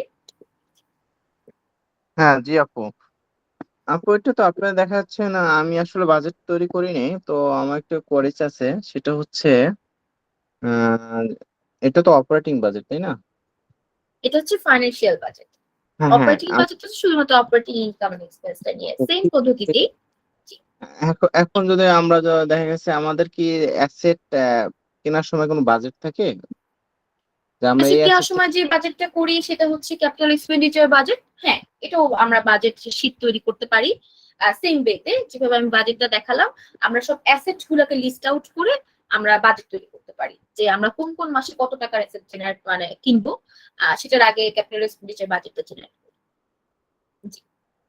ওই অ্যাসেটটা কতদিন ইউজ হবে, কতটুকু আমরা ওই অ্যাসেট থেকে বেনিফিট পাবো, সেগুলো কি ফরকাস্ট করতে পারি?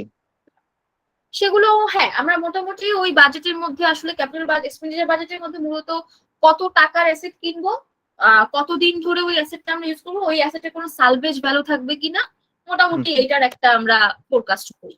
এক্স্যাক্ট। সেক্ষেত্রে কি আমরা কোনো ম্যাথমেটিক্যাল টুলস বা এরকম ইউজ করি?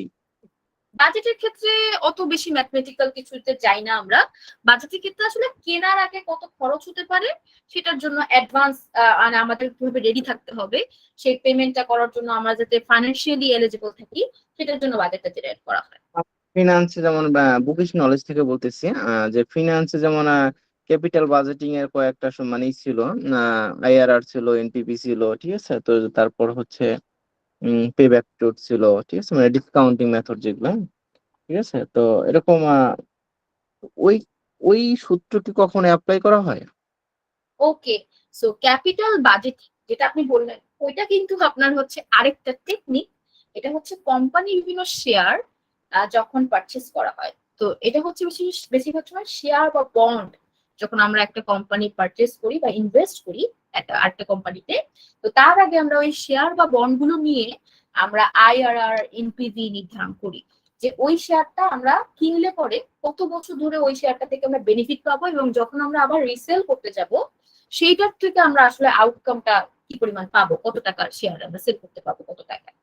তো এই যে আমরা প্রপার জিনিসটা বের করব, ওই ক্ষেত্রে তো কোনো ওই ক্যালকুলেশন গুলো আসে। এই ক্যাপিটাল বাজেটিং এর যেই টপিকসটা আপনি বললেন, এই পুরো টপিকসটাই হচ্ছে ম্যানেজারিয়াল অ্যাকাউন্টিং একটা টপিক, এবং এটা হচ্ছে আপনার ফাইন্যান্সের ক্ষেত্রে দরকার হয়। ফাইন্যান্স আর অ্যাকাউন্টিং দুটার মধ্যে কিন্তু একটু পার্থক্য আছে, যেটা হচ্ছে যে ফাইন্যান্সিয়াল অ্যাকাউন্টিংটা হচ্ছে অ্যাকাউন্টিং এর ম্যাথমেটিক্যাল টার্মস এর একটা পার্ট, রাইট, যেটা আমরা করি যে ম্যাথমেটিক্যালি সব ট্রানজাকশন গুলোকে এন্ট্রি করে দেন আস্তে আস্তে প্রসেস করে বের করি, নাম্বারস গুলো বের করি। এই নাম্বার গুলোর উপর আবার অ্যানালাইসিস করাটাকে বলা হয় ম্যানেজারিয়াল অ্যাকাউন্টিং। তো ফাইন্যান্সেস যেটাকে আমরা বলি, ফাইন্যান্সেস এর কাজটা কি হচ্ছে, ফাইন্যান্সের বাংলাটা হচ্ছে অর্থনীতি, নীতি, যে নীতি ফলো করে আমরা আমাদের আর্থিক জিনিসগুলোকে প্রয়োজনটাকে সেট আপ করবো এবং ওভাবে ওই অনুসারে চলবো, সেটা হচ্ছে ফাইন্যান্স। তো ফাইন্যান্সের ক্ষেত্রে আমি কিন্তু ফাইন্যান্স আর অ্যাকাউন্টস দুটার ক্ষেত্রেই পড়াশোনা করেছি, এবং আমার বিবিএ এমবিএ দুটাই এই সাবজেক্টের উপরেই মেনলি। তো এই কারণেই আমি এটা জানি এবং ওইভাবে বলতে পারছি। আমি ক্যাপিটাল বাজেটিং এর উপর পুরো আলাদা একটা কোর্সই করেছি, তো ওটার ভিতর সব এই আইআরআর এনপিভি সবকিছু ছিল। তো এটা নিয়ে অবশ্যই আমি আপনাদেরকে লাস্ট ক্লাসে আমি দেখাবো, লাস্টের যে ক্লাসটাতে ওটাতে আমি কিছু কিছু ম্যাজিক অ্যাকাউন্টিং টপিকস দেখেছি যাতে আপনারা জানতে পারেন। তো অনেকেই আছেন যারা এখনো জানেন না যে এই বিষয়গুলো যে আছে। তো ওইটা হচ্ছে ক্যাপিটাল বাজেটিং, যেটা রাজীব ভাই বলছেন। আর আমি যেটা বলছি সেটা হচ্ছে ক্যাপিটাল এক্সপেন্ডিচারের বাজেট। এক্সপেন্ডিচার মানে কিন্তু এক্সপেন্সেস। তো যে ধরনের এক্সপেন্সেস হচ্ছে ফিক্সড অ্যাসেট রিলেটেড এক্সপেন্সেস, যেটা বলছেন আপনি যে ফিক্সড অ্যাসেটের বাজেট তৈরি করবে, এই ফিক্সড অ্যাসেটেরই আরেক নাম হচ্ছে ক্যাপিটাল এক্সপেন্সেস, যেটা লং টাইম কোম্পানি এই এক্সপেন্স গুলো করে থাকে as a capital for the company. ঠিক আছে, তো দ্যাটস ওয়াই আমরা এটা করি ক্যাপিটাল এক্সপেন্ডিচার্স। ঠিক আছে, তো ওই বাজেটে আমরা মূলত ফিক্সড অ্যাসেট কি কি পারচেজ করব, কবে পারচেজ করব, কত টাকার মধ্যে পারচেজ করব, ওই ফিক্সড অ্যাসেটের ডেপ্রিসিয়েশন বা আমাদের ডেপ্রিসিয়েশনটা তখন আসে না, তখন আসে হচ্ছে যে আমরা এই ফিক্সড অ্যাসেটটা কত বছরের ইউজের জন্য পারচেজ করব, এটার ভ্যালু কেমন হবে, আর হচ্ছে যে এখানে কোনো সার্ভিস ভ্যালু অ্যাড করবো কিনা, এই ধরনের কিছু বিষয় আসে ওই ক্যাপিটাল এক্সপেন্ডিচার বাজেট। জি। ওকে রাজীব ভাই, আর কোনো কোশ্চেন আছে? না না, ঠিক আছে। ওকে, ঠিক আছে। আপু আজকের ক্লাসের কি সবগুলো ম্যাটেরিয়াল দেওয়া যাবে, মানে পিডিএফ ফাইল সহ? জি জি, সবকিছুই দিব অবশ্যই। বাজেট মানে মূলত বলতে যাচ্ছি বাজেট রিলেটেড যা আছে সবগুলো আজকে দিলে ভালো হতো আর কি। আচ্ছা ঠিক আছে, আমি অবশ্যই সেট করে দিব আপনাকে। আর আপু যেহেতু বাজেট সম্পর্কে আলোচনা করতেছেন, একদিন কি মানে হাফ অ্যান আওয়ার আধা ঘন্টা কি এবিসি অর্থাৎ অ্যাক্টিভিটি বেস কস্টিং রিলেটেড কিছু আলোচনা করা যায়? হ্যাঁ হ্যাঁ, অবশ্যই অবশ্যই, ঠিক আছে। তাহলে বাজেটের সঙ্গে একটু অ্যাক্টিভিটি বেস কস্টিং বা একটু কস্টিং এর মূলত একটু আলোচনা করে দিলেন তাহলে আমাদের জন্য একটু বেটার হতো। আচ্ছা ঠিক আছে, ওকে ওকে এভরিওয়ান। সো ইনশাল্লাহ আশা করি আপনারা কাজটা আজকে এনজয় করেছেন আর শিখতে পেরেছেন বাজেট সম্পর্কে। জিরো বেস বাজেট নিয়ে সবাই প্র্যাকটিস করবেন আর আমাকে অবশ্যই জানাবেন বাকি বাজেট গুলো যারা জানেন বা প্র্যাকটিসে রাখবেন। আর নেক্সট ক্লাসে অবশ্যই বাকি মেথড গুলো আমরা শিখে ফেলবো। ওকে, আল্লাহ হাফেজ সবাইকে। আসসালামু আলাইকুম।